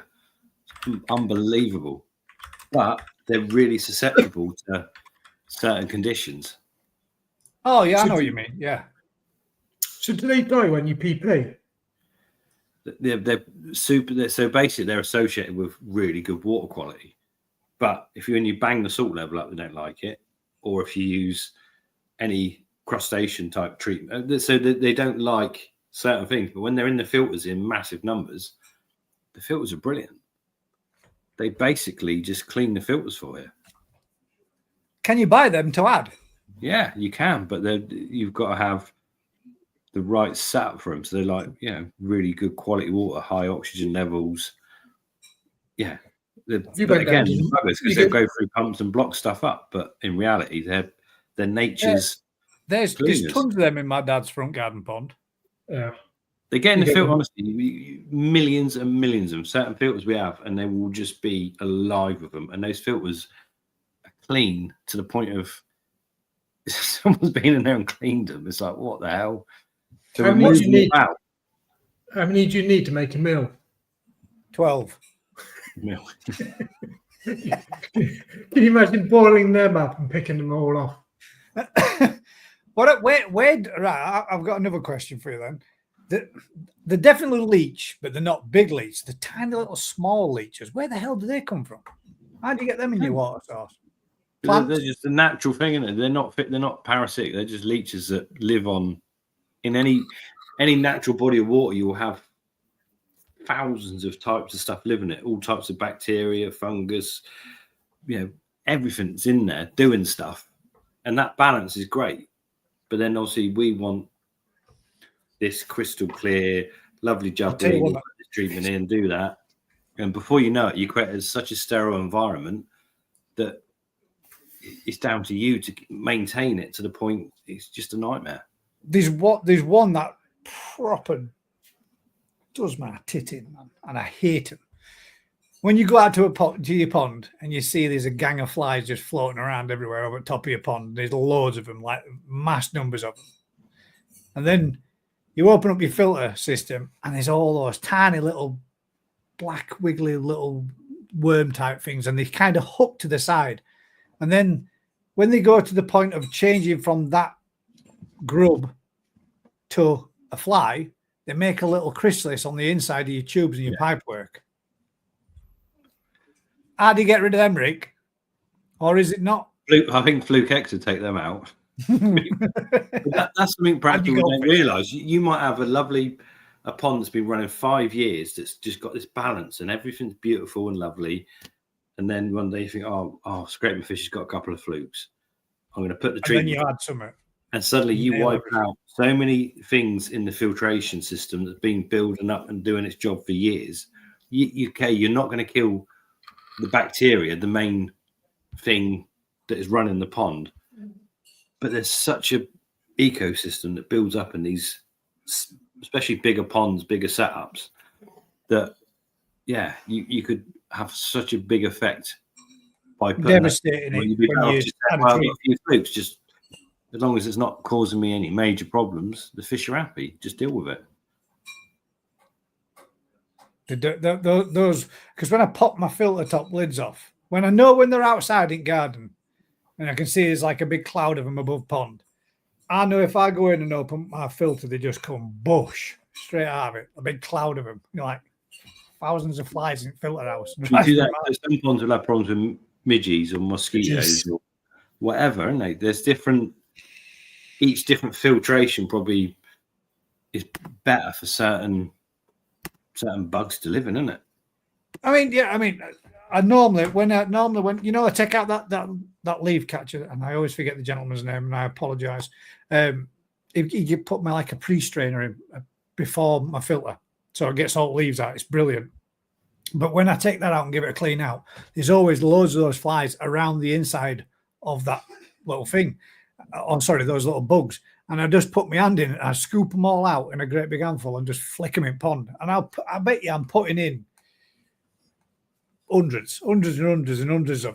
And as soon as a fish just swarms straight in, buff, they've got, and they just have a quick little feast on them. But yeah, they do me head in them things. But that's the natural food the fish eat, isn't it? Bloodworm, midge larvae, mosquito larvae, all those different fly larvae. It's life, isn't it? Yeah. We take it out of this sterile environment, and then you suddenly, when it all goes wrong or doesn't work right, it just doesn't work right, does it?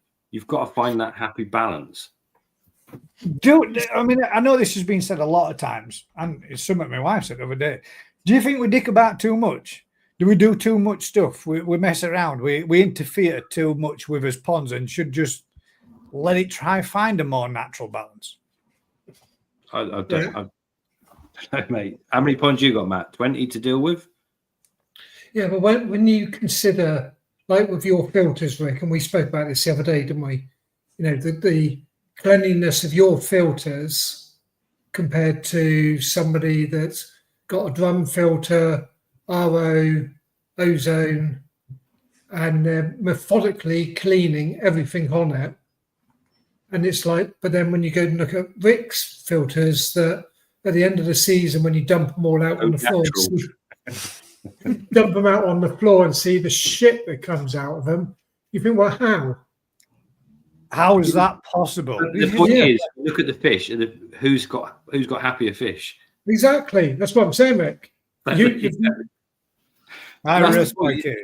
a balance between creating the right environment for what you want, and obviously with koi keepers, you want generally that clear water. That it's kind of an unnatural situation. Koi are unnatural in themselves, and then you create an even more unnatural, sterile pond, which doesn't necessarily.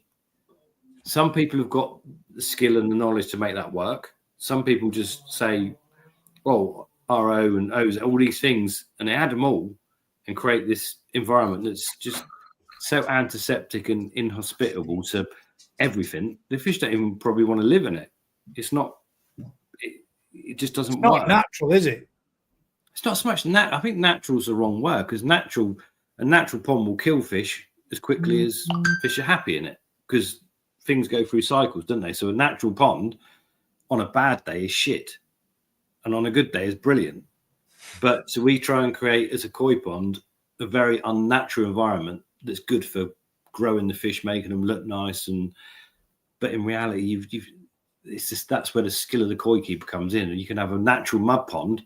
Oh, everyone wants a natural mud pond, but in reality, a natural mud pond that's not looked after right, or not in the right period of its life, is a shit pond. It will kill your fish quicker than a shit pond will. It's not just this is a mud pond, or this is a liner pond, or this is a concrete. It's the right balance for the fish that are in it, for the whole. It's so difficult to put into words, and I think Atsumi gets a lot of shit for this, for putting in stuff about how watch the fish's behaviour, they watch the ponds. Yeah, they see slightly differently than we perhaps see them, and it comes across. You imagine chatting to someone in another language about stuff that I'm finding hard to put into words in my own language, in another language, it's going to come across shit. And I get I get that, but at the same time, I know what it's saying. When you explain what the situation, right?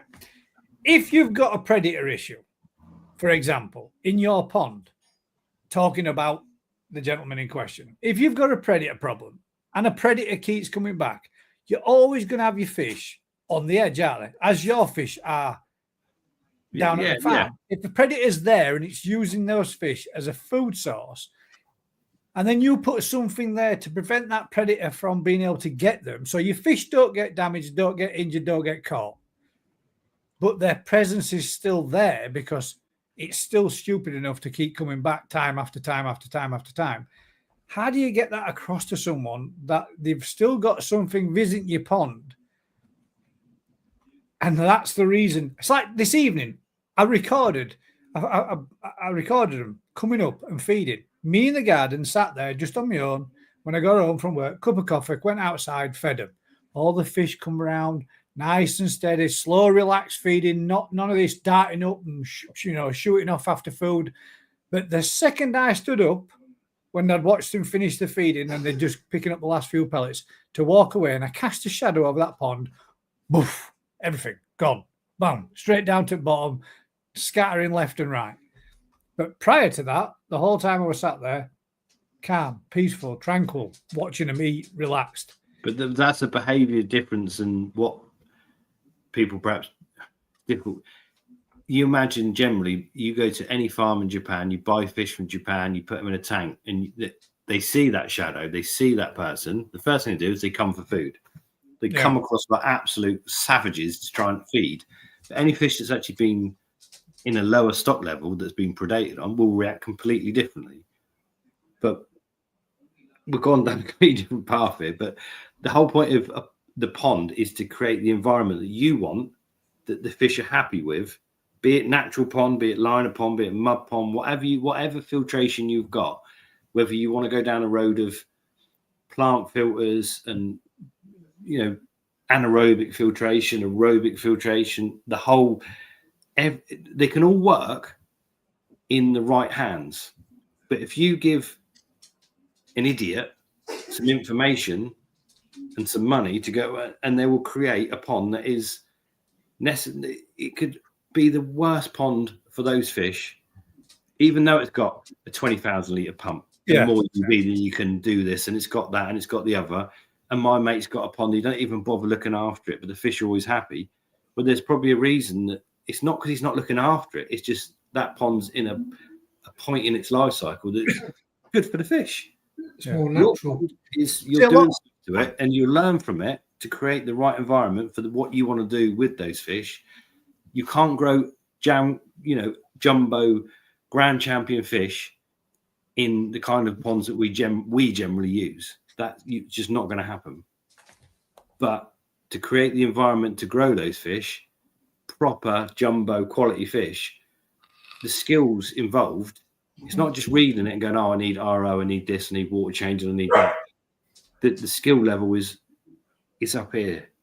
You've got to understand what all these things do and what you're trying to achieve to create the environment to do that, and then have the fish to do that with the right genetics and have the food to do that. And that's why when it's not an easy, what we do is easier. We just create a good environment for fish to have to do well. But everybody thinks that when they go to a shop or they go to a store or they go to a farm and they see, like for you, Rick, you might have 600, 700 individual koi in an environment. And when people go in there and they see that all those fish, you throw an handful of food in and all those fish go straight to the surface, they're spinning around in circles, they're chasing. They're only acting that way because there's 500 fish and you're only throwing in 130 pellets. Because the majority of them are not I want to say starving, but they're fighting for food, and that's the reason why they're acting in that manner. And they feel safe. You've got enough food going in. That shoal is a safety thing. Yeah. Because if you're in that shoal, you're not going to get eaten by the predator. Yeah, hopefully your mate next year. So your mate on the outside, the chagrin is being stupid over by the side. But that's a mentality. Not just it's everything. Whatever animal, whatever people do, some people have an understanding, and some people don't have an understanding. And it's an education to learn what is the best environment, not just for the fish, for what you want to achieve, the costs involved. There's no, you can't shy away from that. To run a pond to grow 10 fish to 90 centimeters of a high quality, you ain't going to do that cheap. No. No, you're not. You ain't. There's no way around that. And it's difficult to get 10 fish to feed in that manner that they need to do to gain that size and grow quickly. You need bigger numbers, don't you? The competition side of things. But that's what, that's the whole point. So it's a process of, it's not elimination. Yeah, you can go from that fine line of not having enough to having too many, and then you end up with fish that. This is proper. This is really has been an eye opener for me to see the difference that heat does. To see it from 3 weeks ago when it was warm to now, like this week when it's been extremely warm, the fish are on another level, man. They're literally so fired up. Every second you walk past the vat, they're making bow waves in top of the surface at pond as they're rushing across it because they think they're going to get fed, but you're literally just walking past. Whereas a week prior, they weren't doing that as much when the water wasn't as warm. When you walk past them, guys, do you feel like you're ducking your head because you don't want them to see you because you know they're going to kick off? I do it in the poly. They go nuts, don't they? I go in the poly panel. You try to. It's bonkers, though. So in our tunnels, I'll go in and quite often I'll almost sneak in and then fire the food to the back of the pond. So when they sort of see me and they split themselves up to go for the food and whatever, because if they all rush, that's when they get damage. Yeah, when they're all piling on the top. You don't want them doing that. Yeah, that's not. I overfilled one of our tunnels the other day, and they were literally coming out, and I couldn't stop them because the water was up, and they were just trying to stop them, and they're coming out, and it's like, what are you doing?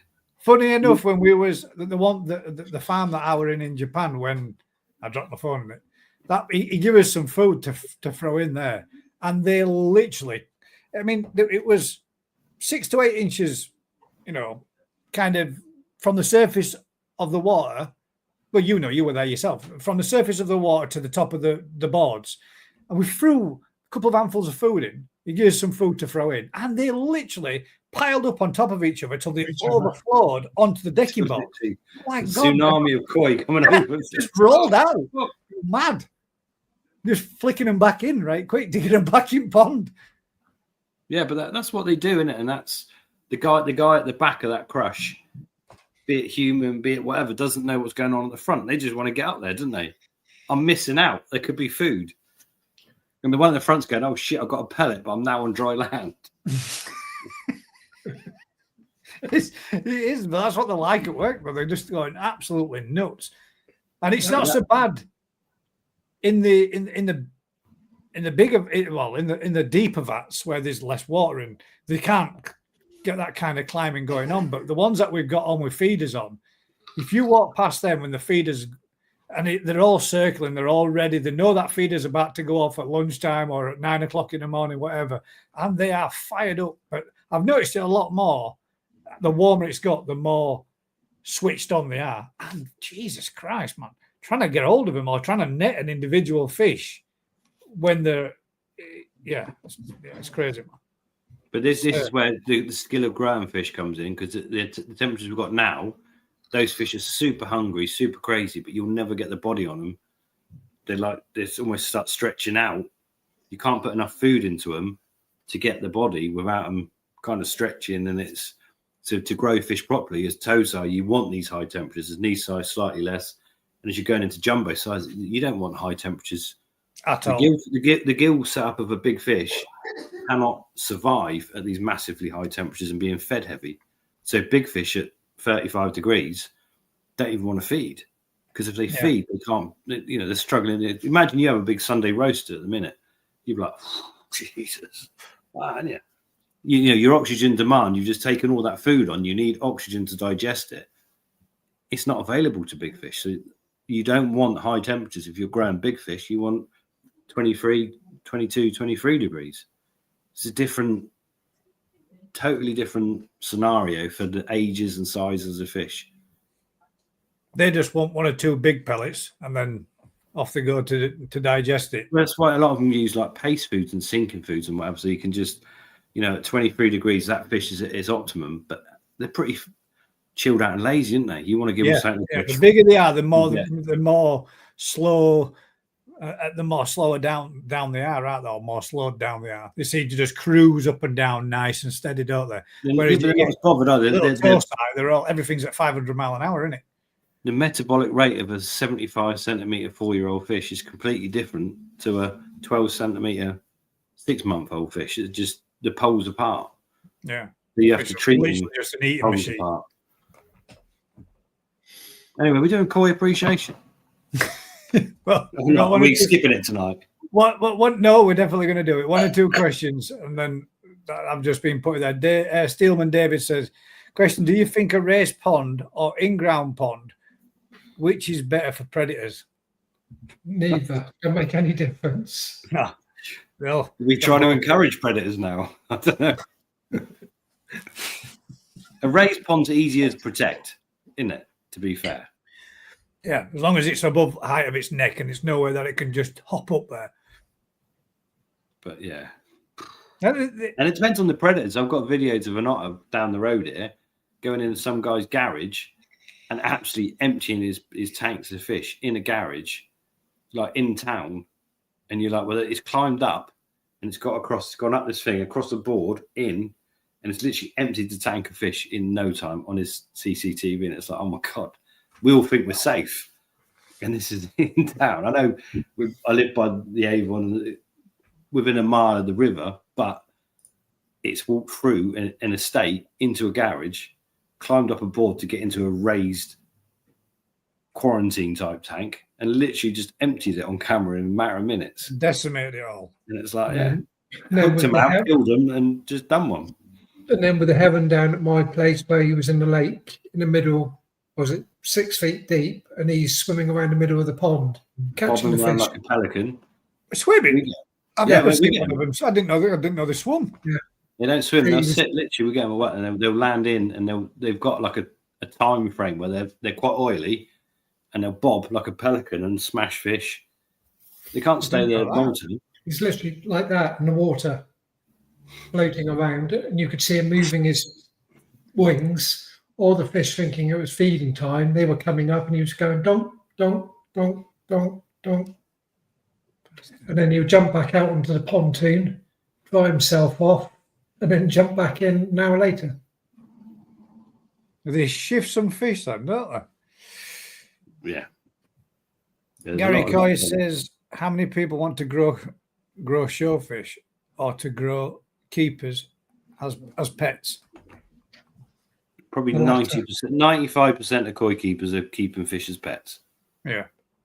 It's a very, very small minority that are doing it for the show. But we all want, the more you learn about koi, it doesn't matter what part of it you're in, you want nicer and nicer fish, didn't you? No one walks in our shop. Okay, they get the odd person, but generally no one walks in the shop and wants the worst. They want the best fish they can get for the least amount of money. I haven't got a koi link. I shall let you have. You have, Rick.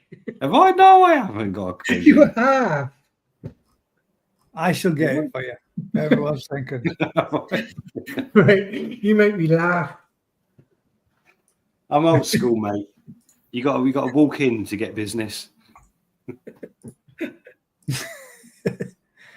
There's his YouTube channel.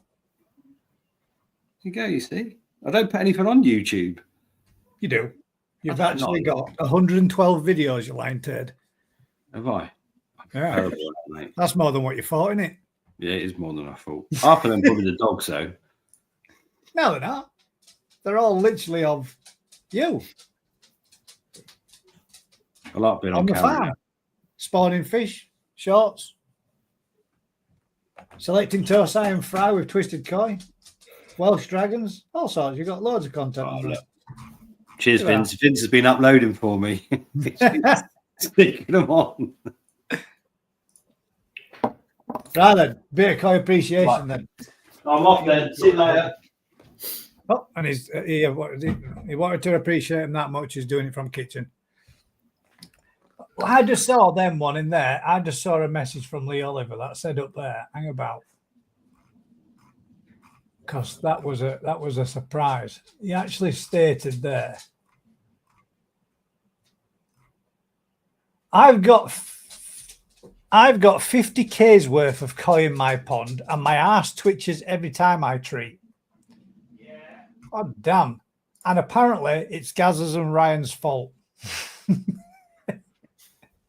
Don't you worry, mate. I've got some more fish for you to buy. 50 grand. Yeah, I'd shit myself if I were treating a pond with that many fish, with that value of fishing as well. It'd make me think twice a little bit. Yeah, But what do you do if you've got an outbreak? You've got an outbreak. You've got to get it under control, haven't you? If you're losing fish because of it, I mean, that might be the reason why I lost the Goshka. With the amount of treatments I have gone in, that fish might not have been too happy about the treatments that have gone in.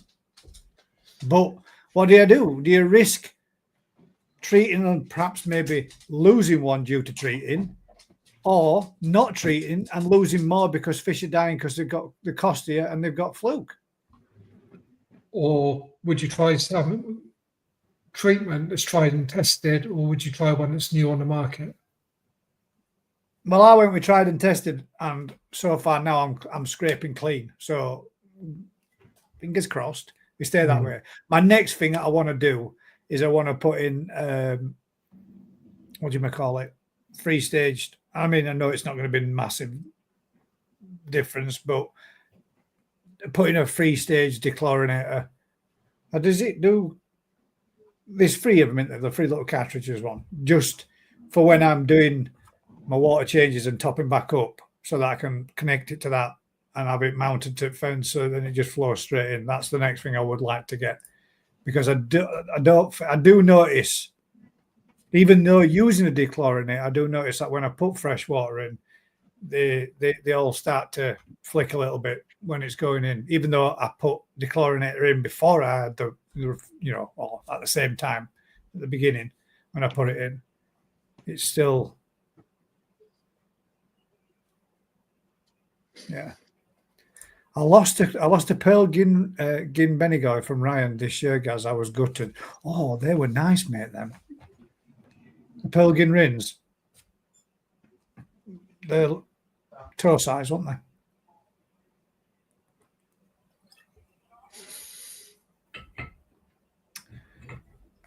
Well, you retracted that message, Gary. I'll leave it as retracted unless you want to put it in again. Well, koi appreciation time then. Let's go for it. I did get quite a few sent in, and I did get some really nice examples, which leads us to there were some that were shared by Paul Cunningham, and he shared different stages of development fish.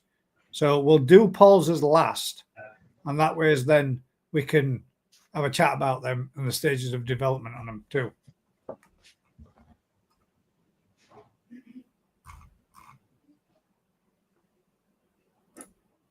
Let me bring up all the comments. Oh, quick one. Tom Churchill's put in, hi Gary, does salt in the pond knock back parasites, say 0.3 per solution, and the pros and cons of using salt? That was one question that was in from last week that we didn't get a chance to go through. Salt's magic, mate. Pros and cons. Lots of pros. Help koi for a lot of illnesses. Help the, well, yeah. How much do you use at work? A lot. You go. A lot. Sleeping koi. Yeah. Majority of our when all of that's when we get new stock come in, all the water is freshened up, clean, filters cleaned out, and everything is set at 0.3. So the fish, when they come in and they're shipped, to help them through the stress of the shipment. And then, obviously, if you've got to start treating for sleeping koi, it's raised and it's hooked again to help them through that process. So there's, it can be used for treatments, for stress, just as a general pick-me-up and a bit of a perker-upper, isn't it? if you've got any nitrite in the system, Yeah. stops the toxicity of that. So it's got lots of pros. Cons. Certain treatments don't run compatibly very well with salt, do they? I forget the name of it, but there are some. Is it flubenzazole or something like that? That's not so good with salt, or there's one of them that's not good with salt, or shouldn't be used when you've got salt in your pond because it makes. I suppose that's going to be a con. Yeah, to be fair, it's they're freshwater fish, and all of the fish on the farm are in freshwater, except for the ones that we have in the Formalin. shop into stressful situations. So once you put in a fish into a stressful place where it's obviously a smaller unit, going to be caught, netted, messed about with, show that, or anything you're doing negative towards that fish, salt has got that sort of balancing up situation. It just helps them through periods where they're in a situation they perhaps don't really want to be. But yeah, 99% of our fish and farm have got no salt, but they're not in no environment. They're in an environment where they're growing and happily loving life. Yeah, it's when you put them into a vat where they're going to get poked and prodded and looked at, they don't like it. that stress levels go up a little bit. Pretty much. So yeah, I think salt, but for dealers, for farmers, is pretty much all pros.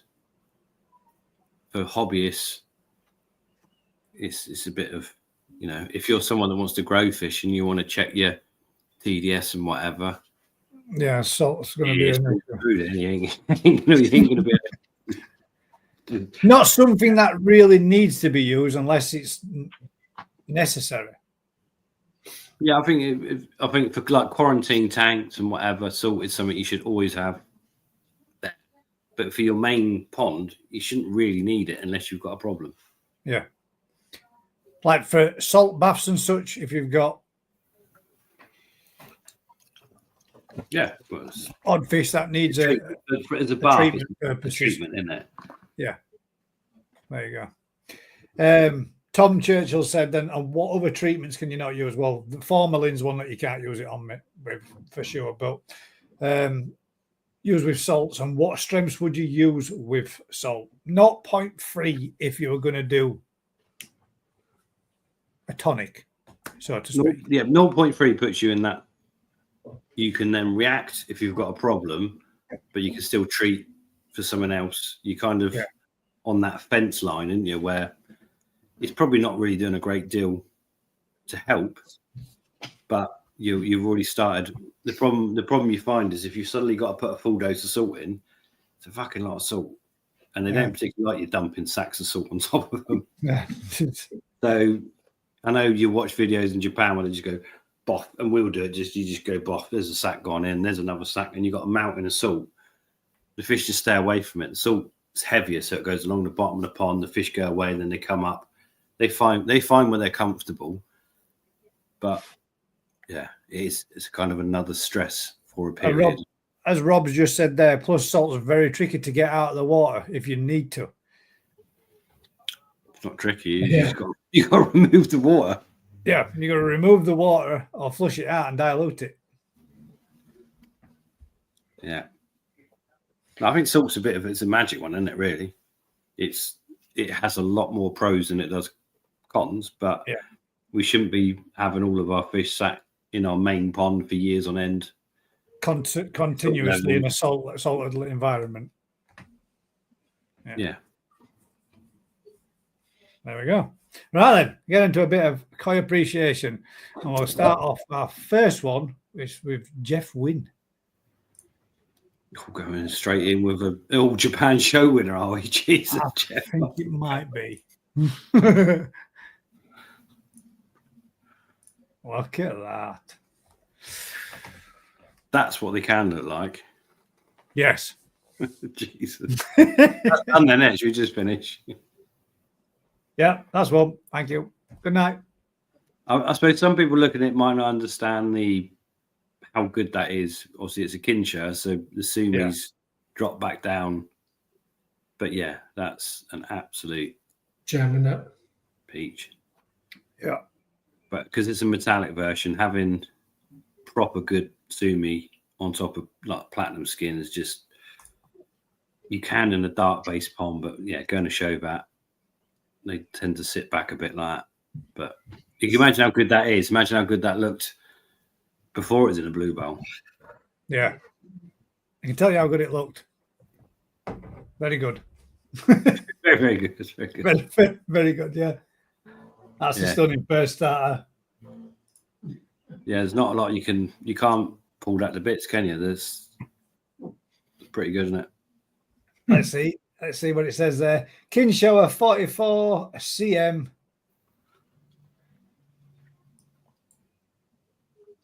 Yagaro. Kindai shower. Cassette 60 cm, which is his second one. Jeff Street does, hasn't he? Look. Now, I tell you what, I think for me, that style of shower is much more appealing than the old traditional shower. But to me, it also looks more sanky than shower, if you get my meaning. Well, yeah, it's a lot less Sumi on it. I prefer the old.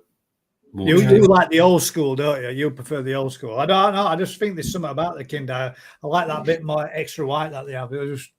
I think they're a bit more appealing for me. Like, to be fair, the Shiroji quality on that makes that fish. It's the white skin on that's amazing. But at this point, it's like kind of like the Sumi's not up, so that Sumi should be up. If you would like for a show, that's not ready yet because the Sumi's still sat there underneath the skin or whatever. So the quality of it's amazing, but it's not a fish you take to a show and expect to do anything because it's still in a.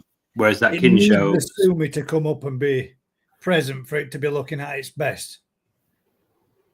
But yeah, I do like it. I can appreciate the qualities of that. Look at that one. Ginrin shower, Casse 54 cm. Flipping heck. So that's much more sort of show ready, isn't it? It's that's pretty much finished. There, Gin's showing good body, lovely Motoguru in the pecs. All you could maybe think with that fish is in another year or two. Obviously, bigger body, but the Sumi finishing through the head and just finishing it off. But that's just beautiful, isn't it? Yeah, Philip King's just putting their dealers add salt at the shows. They do, mate. Yeah, it's to help with the stress of the fish and to keep down the levels in the water. You imagine at a show vat when you got 200 fish and no filtration in a vat or whatever. Not just the ammonia in it. You could put sea light in there to take some of that out, but yeah, they're super stressed, aren't they? Yeah. And the water quality is not great, so it helps against ammonia and nitrite. It's going to be. But yeah, again, the Shiroji quality on that is stunning. It is, isn't it? But the only thing I might say, the gin it's not. It doesn't look as vibrant through the Benny, does it? The Benny's almost too thick, but it's a stunning fish. Yeah, it is. We started well here, haven't we? We did start. We started strong. That's all. We're going downhill from here at some point. I don't know when, but we definitely. Prettiest one out the lot is that one so far, though, isn't it? For me, that's nice, but that's the nicest one out of the three that he's put in. But I do personally think that Kindai shower, when it does come, will look exceptionally good as well. So then we got the kin show, but there we go. Let's carry on. It's what? I think the kin show is the best of the three for me. Yeah. But that's the difference on it, isn't it? It's what you like, isn't it? I get it right. So this is Stephen Wiles. Is that right? Do we have any info? No video? There we go. No, that's not the same fish. I like this. The head structure on that's superb. It's got a good frame, hasn't it? It's just I like about it's difficult, isn't it? The It's angle got of to be a both. toast like that. the Benny pattern's smart on it as well, isn't it? Where it's split over the head. Again, it's not show ready, is it? It needs a bit more development and it needs some more back end peduncle. If this comes up in and around and between, it's nicely placed, isn't it? But if you look at that, the tail tube looks too skinny for the size of the tail. That makes sense.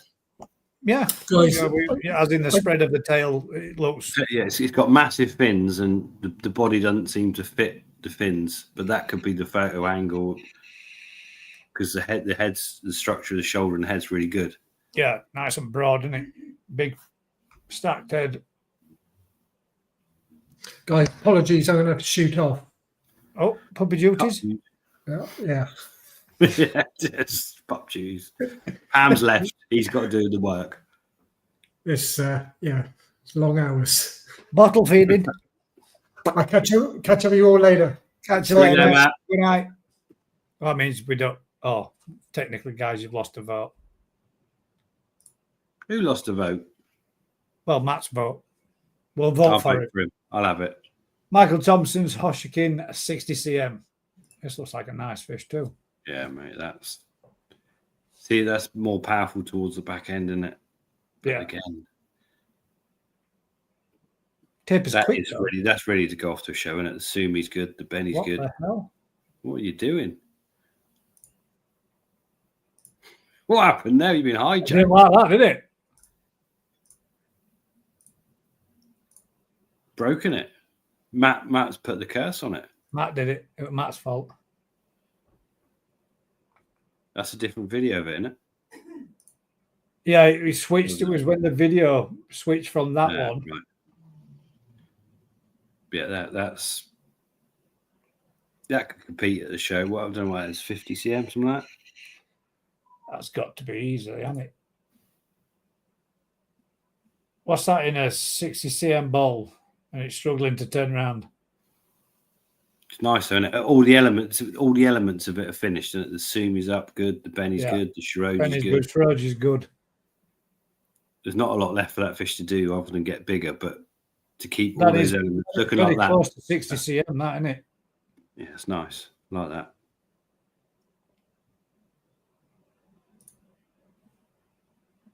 What the hell? Rick, told you. It wants a kick.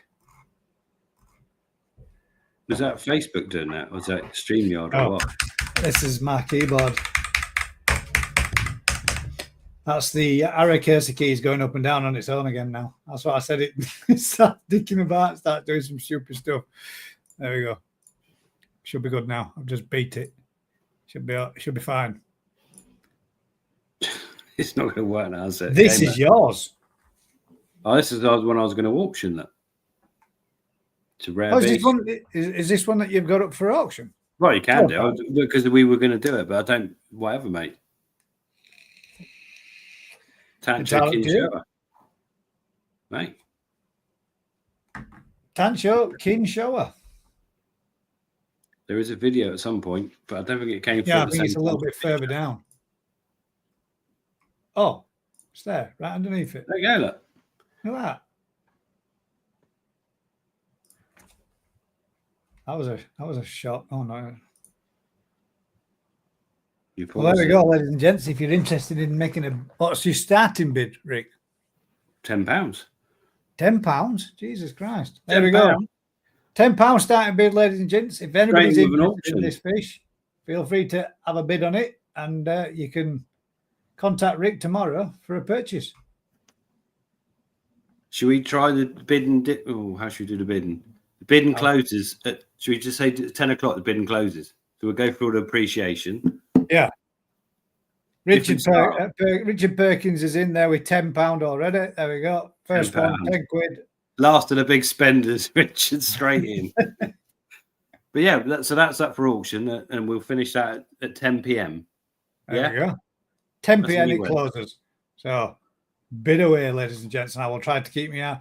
Actually, George Murdoch bid 30 quid there straight away. There you go. Look. There you go. £30 from George Murdoch. So it's with George at 30. You won't find When you many have dances Tancho on 30, Kinshasa. I'll leave that little one up in screen there in corner, and then we will appreciate Tom Churchill's New Forest Koi. Oh, that's nice, mate. That is Right. nice. There you go. Exclusively Koi, 50 quid. Fucking Ryan's beaten now. Jeez. He knows a good Tancho Kinshasa when he sees one. Is that from the? Oh, hang about. You might be in trouble here. Is that from the Twisted Rocket Pond? Yeah, It is. There you go. it's one that they didn't want. It's one that they chucked out. Well, no, Rejected. they were allowed 5 each out of the pond. Oh, we had a 60 there from David and a 75 from Exclusively Koi. 20 minutes left. It's long. You don't have to rush people. We've got till 10 o'clock. Yeah. Take your time while you're bidding. Yeah. Issa, 18 months old, 37 cm, still got a bit to do, but it's all there.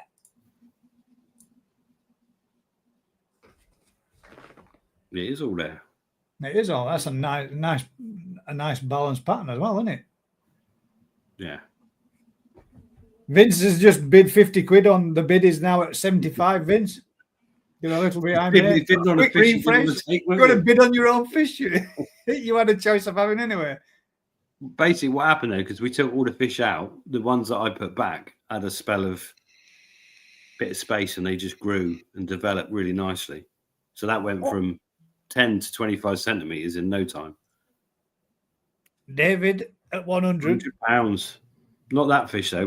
This is going to get confusing. isn't it? Yeah, obviously you're bidding on the fish that we did show, not these fish that we're showing. So before anybody goes trying to contact anybody and saying, "Hey, I want that show or that, I want that one. Jeff put on earlier on." It's nice, that one. I like that. That's nice. It's quite a striking pattern, isn't it? That is a very striking pattern. Nice head pattern. Yeah. Sumi needs a bit more finishing, and it's a bit. So Roge is good. Do you reckon? Do you reckon when it's got as strong as amount of motor guru like that in the left pec, will that shrink back and retract?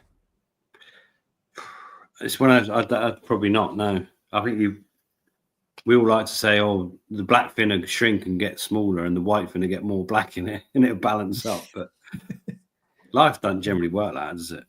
I think that's going to be a little bit unbalanced. But the way the Sumi runs through, yeah. But when you look at the pattern that comes here, there's less Sumi through here, which goes into the pec. More Sumi there, but none in the pec. It although it appears to be unbalanced, it actually is balanced, isn't it? it is, but it's the Sumi is almost like stripes for it rather than opposites, like a checkerboard. You've got something. You normally have your traditional step pattern that you've got. But this is balanced. I don't think you need to critique it that much. I think the fish is quite unique, and it's lovely fish. Body shape quality is nice. I wouldn't be trying to say, "Oh, this to do that and that to do the other." It is what it is, isn't it? No, I was just wondering if you know, for myself, if that's something that does happen with Motor Guru. Nice fish, that one, mate. I like that one. Cameron Wakely, that's Casa Nisa Shower from Howie Coy Dorset. Matt, you missed your own fish, mate. Matt just done one. Sorry, you would have been here to appreciate. That's more of a traditional again, isn't it? The balance of the pattern's nice. Sumi's good. Benny's a bit weak, isn't it? Bit weak on the shoulder.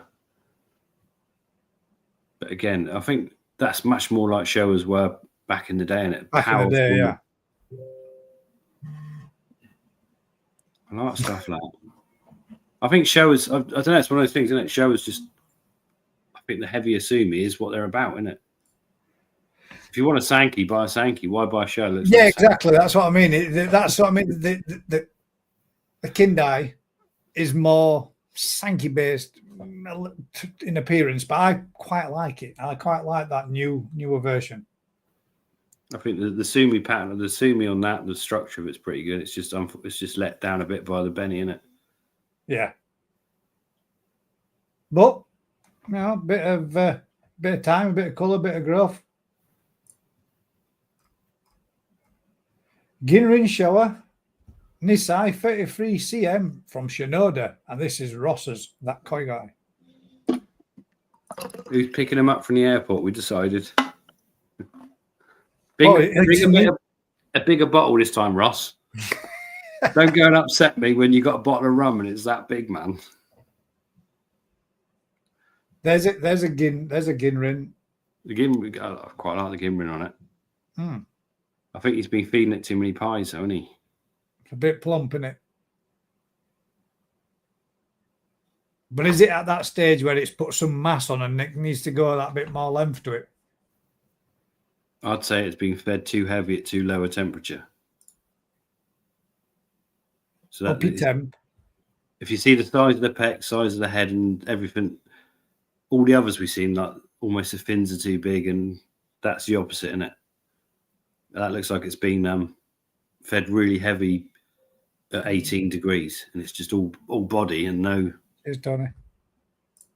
No, yeah, the skeleton sort of side of it's not caught up as much as the body.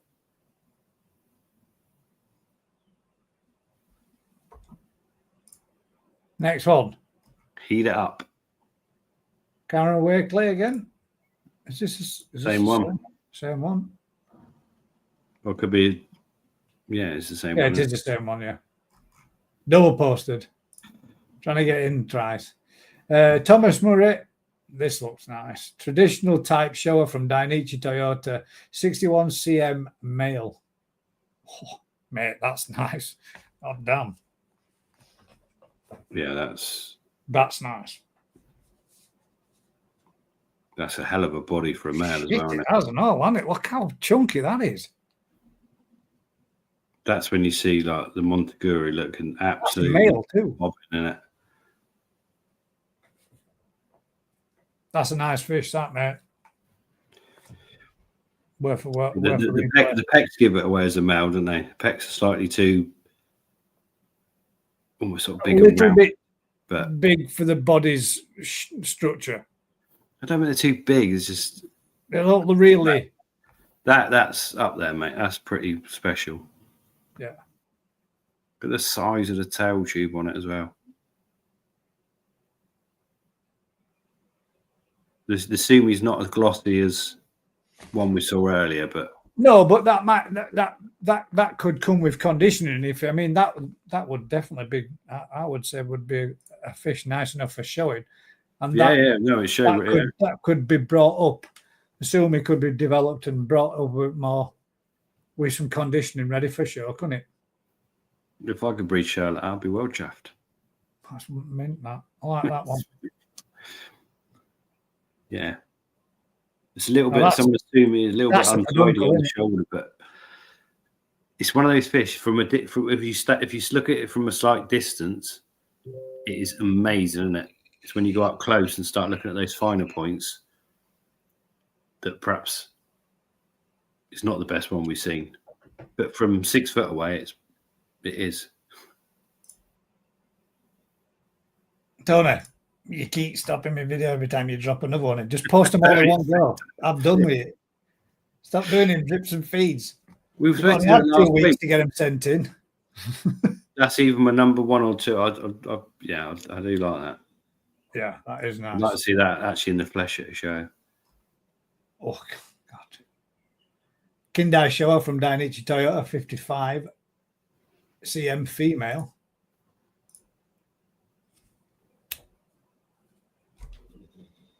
Mate, see that? Look at the size on that.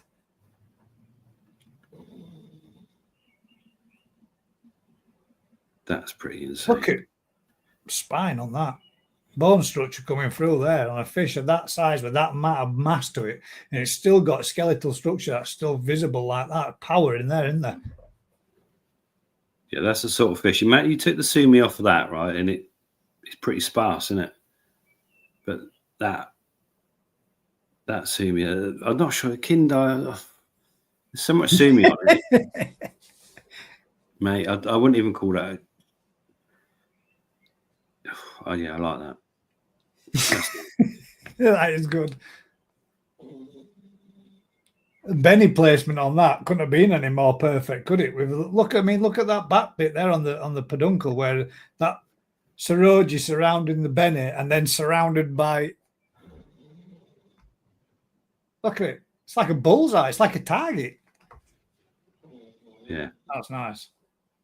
Yeah, it could probably do one little bit Still more gonna zoom wrap on around that it all. side where it's. But yeah, that's pretty. Yeah, mega, you could. Ideally, you'd like to see a little bit more up to the front left flank, wouldn't you? I wouldn't call that Kindai though, mate. The head pattern and the back end are both traditional. It's just the shoulder area is quite white. It does look like there's more to come, though, doesn't it? Looks like there's some more underlying towards this left. Well, yeah, right-hand side down now. There's more coming in there, isn't there? That's a nice fish, that. Two very nice fish.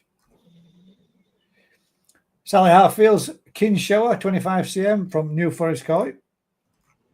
Oh, I was going to look bad after that last one. Oh, shit. No. Oh, it's totally different. A Deutsch Kin Shower. So there we go. Yeah. Quite a rare beast again, isn't it? Yeah. But after what we've just seen, that's in trouble, isn't it? It's like me playing football after seeing Ronaldo on the World Cup. It's like, shit. Just a quick reminder for you guys, there is still that David's bid at 100 quid there on the fish that is up for auction. Sakaguchi, Sally Hartfield's 35 cm. Again, more of a traditional. Yeah, quite all right. That's quite nice too. Heavy sumi, but well placed. The body's a little bit too big behind the pecs and then narrows down again. Like, sorry, Sally. One for the future. See how it develops. If you could build the body towards the back end, yeah. It's seriously heavy sumi, isn't it? Yeah, it is. But it's strong sumi, though, isn't it? Quality's nice, yeah. Gaz said this was a shower. Here we go. Are we supposed to discuss this, weren't we? Yes, we was, which is why we. No, I thought, and I asked Ryan, and I asked you. I always thought that if it was a shower, the pattern should be wrapped around the body, with Motoguru in the pectorals, which. That's not Motoguru, that's Tajimi. So you're totally different. And it's not wrapped around the body, it's just heavy sumi. So basically, that is. On the underside of it. Yeah, but it's not wrapped around the body. It's not. Should it not just be to the lateral then? No, it doesn't matter if it goes down the body, is it? It's not. It's not in from underneath. That is a white fish. You can just see that's a white fish. Doesn't matter how much sumi it's got on it. That's a white fish. No, it's not. That's a black fish. Look where the black runs down the gill plates into the base of the fins, around in the mouth. That's a black fish. There's no, you can't. It's so difficult to describe, but it's so obvious to see when you see it. Yeah, but I get people saying, "I've got black on the head." Now when we talk about, and we've talked about it since. But no, that's 100% Sankey. Sankey with a lot of sumi. And you quite often inside the mouth's a good tail, base of the fins. Is there any truth to that? Apparently, like a shower should be can be black on the inside of the mouth. Is that right? Often, yeah, in around the mouth, the gills, the base colours of the fish, you'll see it. But that's got Benny underneath as much as it's got sumi on there. It's probably one of mine, isn't it? I mean, that almost looks like it's got a side. Got Benny underneath. It's got Benny underneath it, like an aside. Chewy blood in it. Who'd do that? It's one of those. It's quite a nice fish, but it's like it doesn't fit a Sankey category. It doesn't fit a shower. It's a pond fish, isn't it? It's a pond fish, Sally. Is it in her pond? Yes, it's a pond Yes. fish. Yes. And this is nice. Oh, it's his Deutsch one. Wait, how many Deutsch ones are we? This is Aaron's. Yeah, this is Aaron's Deutsch. I'm sure it's Deutsch. That's his one from there's lots of talking going on this fish, but that's the one that he I don't think that is Deutsch. I'm sure it is. I'd say it's Aaron, not Deutsch. he's still on. Aaron, is that Deutsch? Look where the sumi is down the back end. See, it's almost on the scales. It's not. I don't think that's Deutsch. It's nice Chris quality. Thorney got a Deutsch one. Could be, but No, but you're right there on the right flank there between that. It does look like it's on scaling on it, doesn't it? that could do a little bit of belly down that back end. Yeah. And it's, but then the trouble is a lot of this stuff, and it probably puts the price up by God knows how much. One more step of belly, and you pay another 100 quid, 200 quid. Yeah. Hopefully, if he's still watching, we'll get a chance to ask him. Is that them all? Well, not too many. This one in there, but we have got. We've got more. I'll just quickly whiz past these. This is what we were talking about. The gentleman that were having problems with his fish after using the treatment. Nicely put, without putting your foot in it.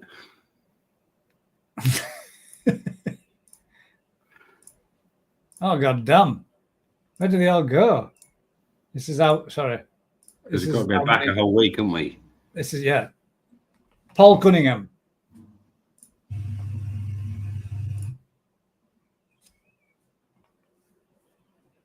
Yoshino Tosai, 28 cm, 30 cm, and 30 cm. So there's one in there at 28 and two at 30. They're all nice fish in the making, aren't they? But exactly, this is what you put them in for. So there's some that are done, some that are in stages of development, and some that are finished, I think. Yes, I've got yours as well, Lee, and the 25 that Tony just sent through. He's just sent through a week late. He's also been sorting his fish out for the national. It's like ching, ching, ching. That's his first one. Let's see if we've got right. Paul Cunningham, Dainichi Tosai, 34 cm. Yeah, the Dainichi ones have got some serious structure in there on that shoulder.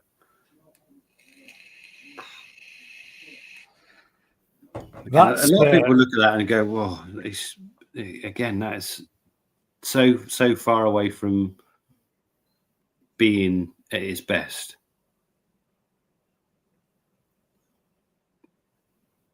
That's just going to look mental, isn't it? That's a unit, that, isn't it? 2 years' time, or whatever, if that's looked after in the right way, man, that's going to be mental.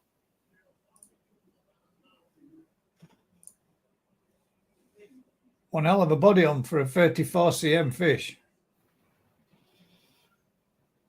That's pretty stacked. Yeah, the structure's amazing, and all the elements are there, aren't they? It's that just the sumi finishing that's going to make or break it again, isn't it? Bear with me 1 second. I shall show you, mate, where you need to send the. Come on. I couldn't find it either. I spent hours. I had hundreds of them. Oh, we only got 1 minute to go on the bidding. Jesus Christ, no one's watching. Dave's winning £100. To be fair, it's a guide price. £100 about right.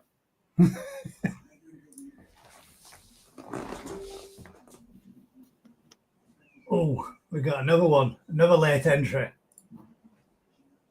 Dainichi Tosai 40 cm from Paul Cunningham again. Again, another fish in. He's going to have some serious fish if he keeps these going, isn't he? Yeah. All that sumi sat there waiting to pop. In fact, that might even go too far. But that'd be a nice one to see, wouldn't it? Because that sumi, there's so much sumi sat under that. Yeah, there is. That could Almost could cover quite a lot of that fish, couldn't it? Looking at it. Yeah, but I mean, the quality is mental, isn't it? The benny quality, the bone structure, you just... That's the thing, shows. Yeah, I forgot this. This is coming on Friday. Technically, it's not yours till Friday then, Alan. I'll show it though. Again, lovely fish. Uno shot. Is that? How do you pronounce that one? Ueno. Ueno. Mate, he's got some nice shore, hasn't he? Pretty mental, isn't it? Again, the qualities. Now that should float your boat, Rick. That's more traditional. That's It does. 10 o'clock. David's won it. Just put it out there. that one's won it. No, David's won it. David's won it. Congratulations, David. Make sure you give Rick a ring tomorrow at New Forest Koi, mate, and make your payment for it, and he will have it shipped out to you. That is proper up there. That's it needs a little bit more shiroji, but we're not gonna. 64 cm.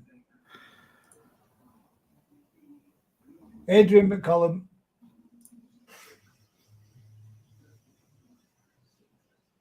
So pleased with my first shower. It's one of my favourites. There we go.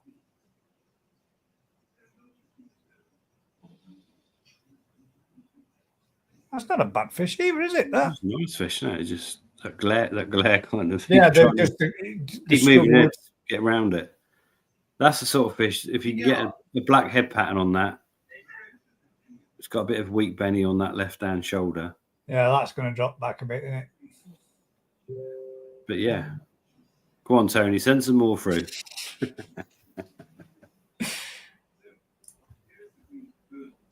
And I think, oh, there we go. That's the last of them off of the Facebook group.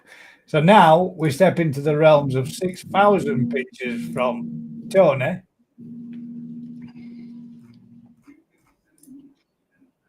Well, that's a winner, isn't it? Where'd that come from, Tony? That's Deutsch. Yeah, that's Tony.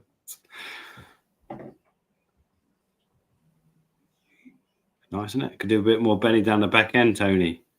Yeah. I hope you didn't pay more than 100 quid for it.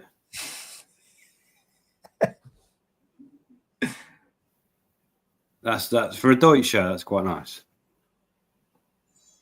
Is this Tony's as well? Yeah. It's nice, isn't it? That's not one of mine. All right. Well, we're gonna have to look at the description. 55 cm Omasako, and then the Deutsch shower is New Forest Koi, 35 cm. But I say. No, the quality of the bottom one's better than mine. Give them that. Now, oh, Lee's is on there too. We've got Lee's.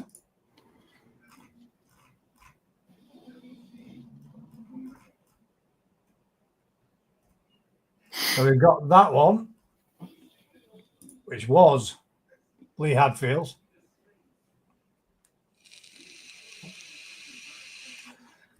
Now, I don't know whether it goes from looking like this to that to this. Probably the other way around. Oh, Or the other way around, from that to that to that. This was Lee Hadfield. Hang about. This was Lee Hadfield's Easter shower. It lost its summer, but it's coming back now. I'll post the video later. Ah, nice one. maybe you're right. Maybe it's that way around. My show from Exclusively Koi. Ryan knows a breeder. It was from his special pond.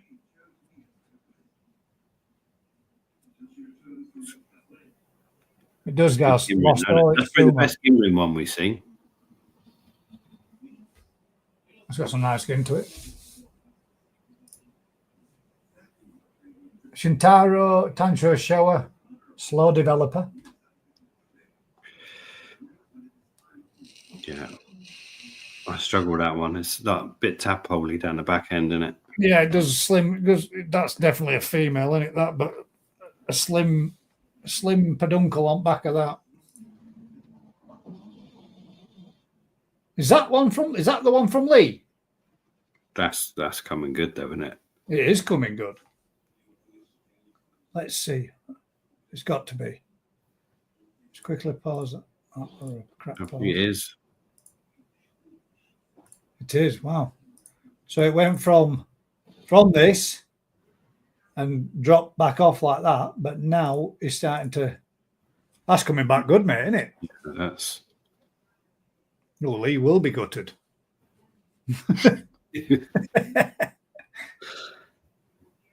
And then I believe the last ones that we've got for the evening. Oh, actually, Cal sent me a sticker. Cheers, Cal. Susan, the lady who picked these shower, sent me in. Oh, she wanted the yellow show or something, wasn't she? Key show. Yes.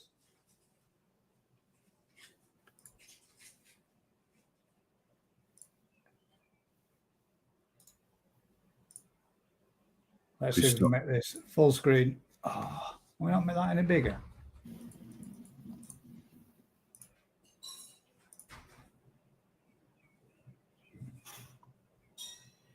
I was hoping we could. I can't. Damn it. Sumi's nice on it. I'm not sure that's a key show. I don't know what it's just like the Benny's not that developed yet. About 12.5-inch in sunke, about 8.5-inch showa, and about a 7-inch ginrin goshiki. So that's the little key shower that she was talking about.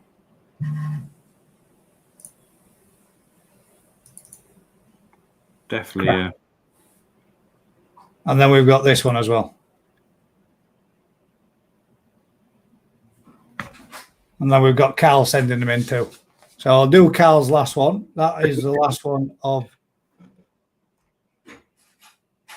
Oh, a bit too much, a bit too far. There we go. Skin's quite nice, isn't it? The body's just kind of lacking. When obviously seeing some of those Dainichi ones are just. Yeah, when you see that mass to them, and then you see a smaller, younger fish, it kind of doesn't really do it the justice that it deserves, does it? Well, that's the last one. Carl's just sent me one. Cuttlebrook. Quality's nice, isn't it? Sumi quality's nice. That's a nice fish. A British bred one. Just lacking the head to the. Again, it could be the photo or whatever. But again, comparing that to those Dainichi ones, it's just different mustard, isn't it? Different. Cuttlebrook Isa Parents bought 2024, 22 cm, now 34 cm. Nice, you got a better video or a better picture? Nope. Right, so let's go back to Facebook. And we've got one that's come from. Oh, God damn.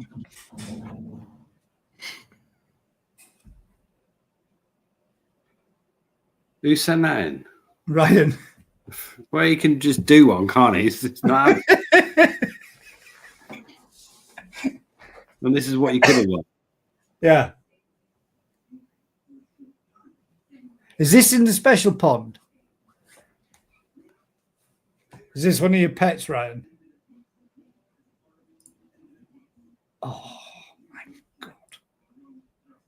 See, that's See, for me, no, that don't compared to the other one, that's structurally and whatever, that's nowhere near. Yeah, it does, Alan. I'm going to show you. I'm going to show yours after it. Does mine not? Does mine not qualify? It's paid for, but it's not turned up till Friday. It does, mate. I shall show it after this. So that's Ryan's, and then we've got Alan Day's. We can't.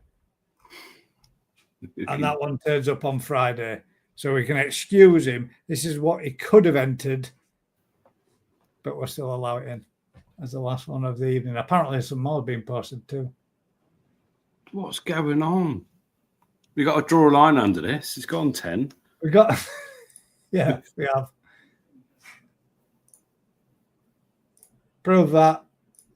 Let's have a quick refresh and see if we've got the new one that's just been. God damn, I've zoomed.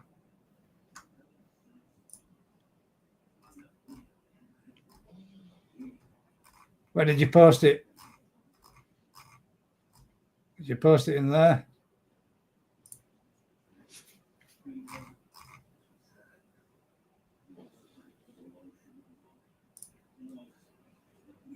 Newest.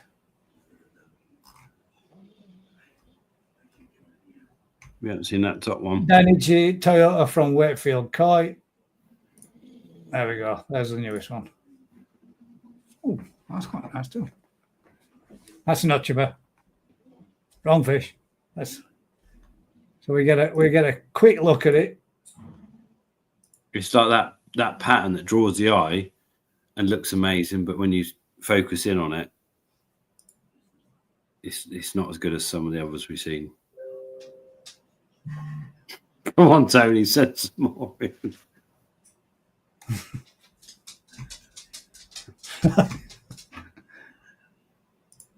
I'm going to cue you, Tony. Quick telegram. There you go. No more's coming through.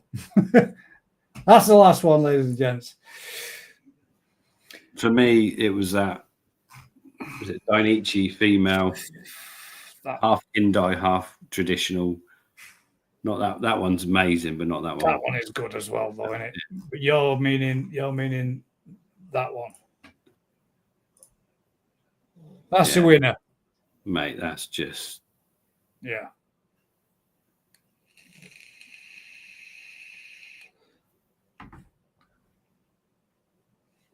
Yeah, that's just pretty mega, isn't it?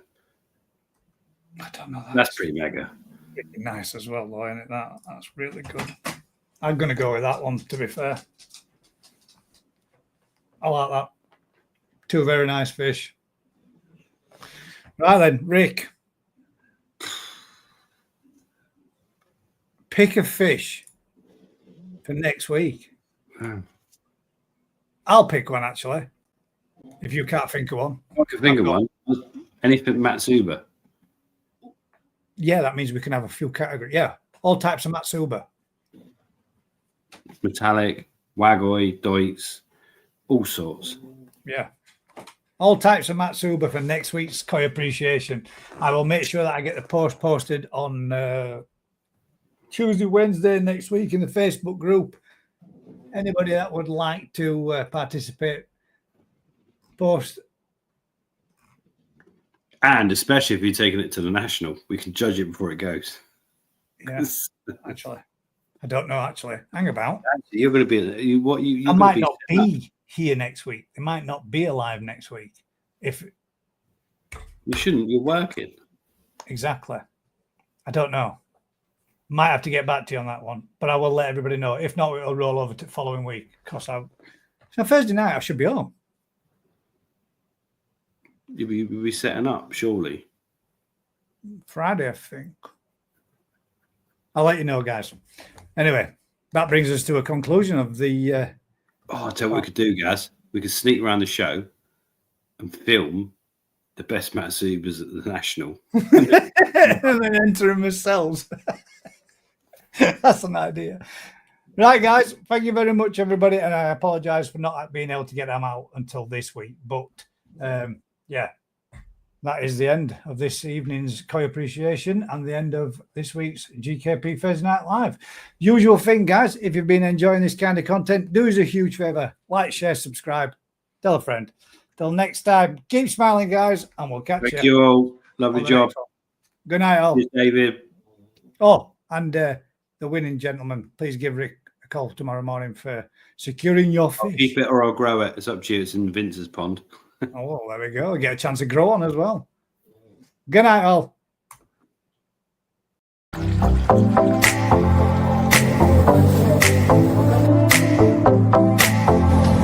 This has been one hell of an experience. Very nice. Have a look at that.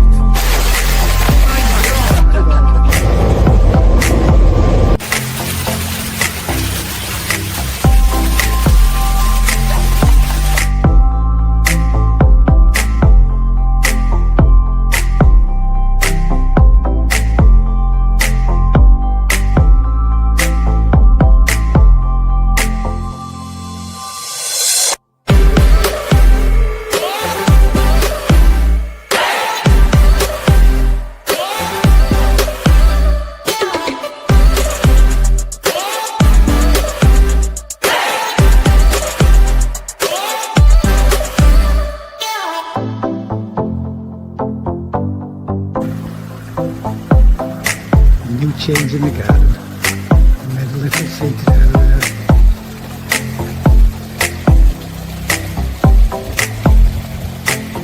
Into the little bush so you can sit inside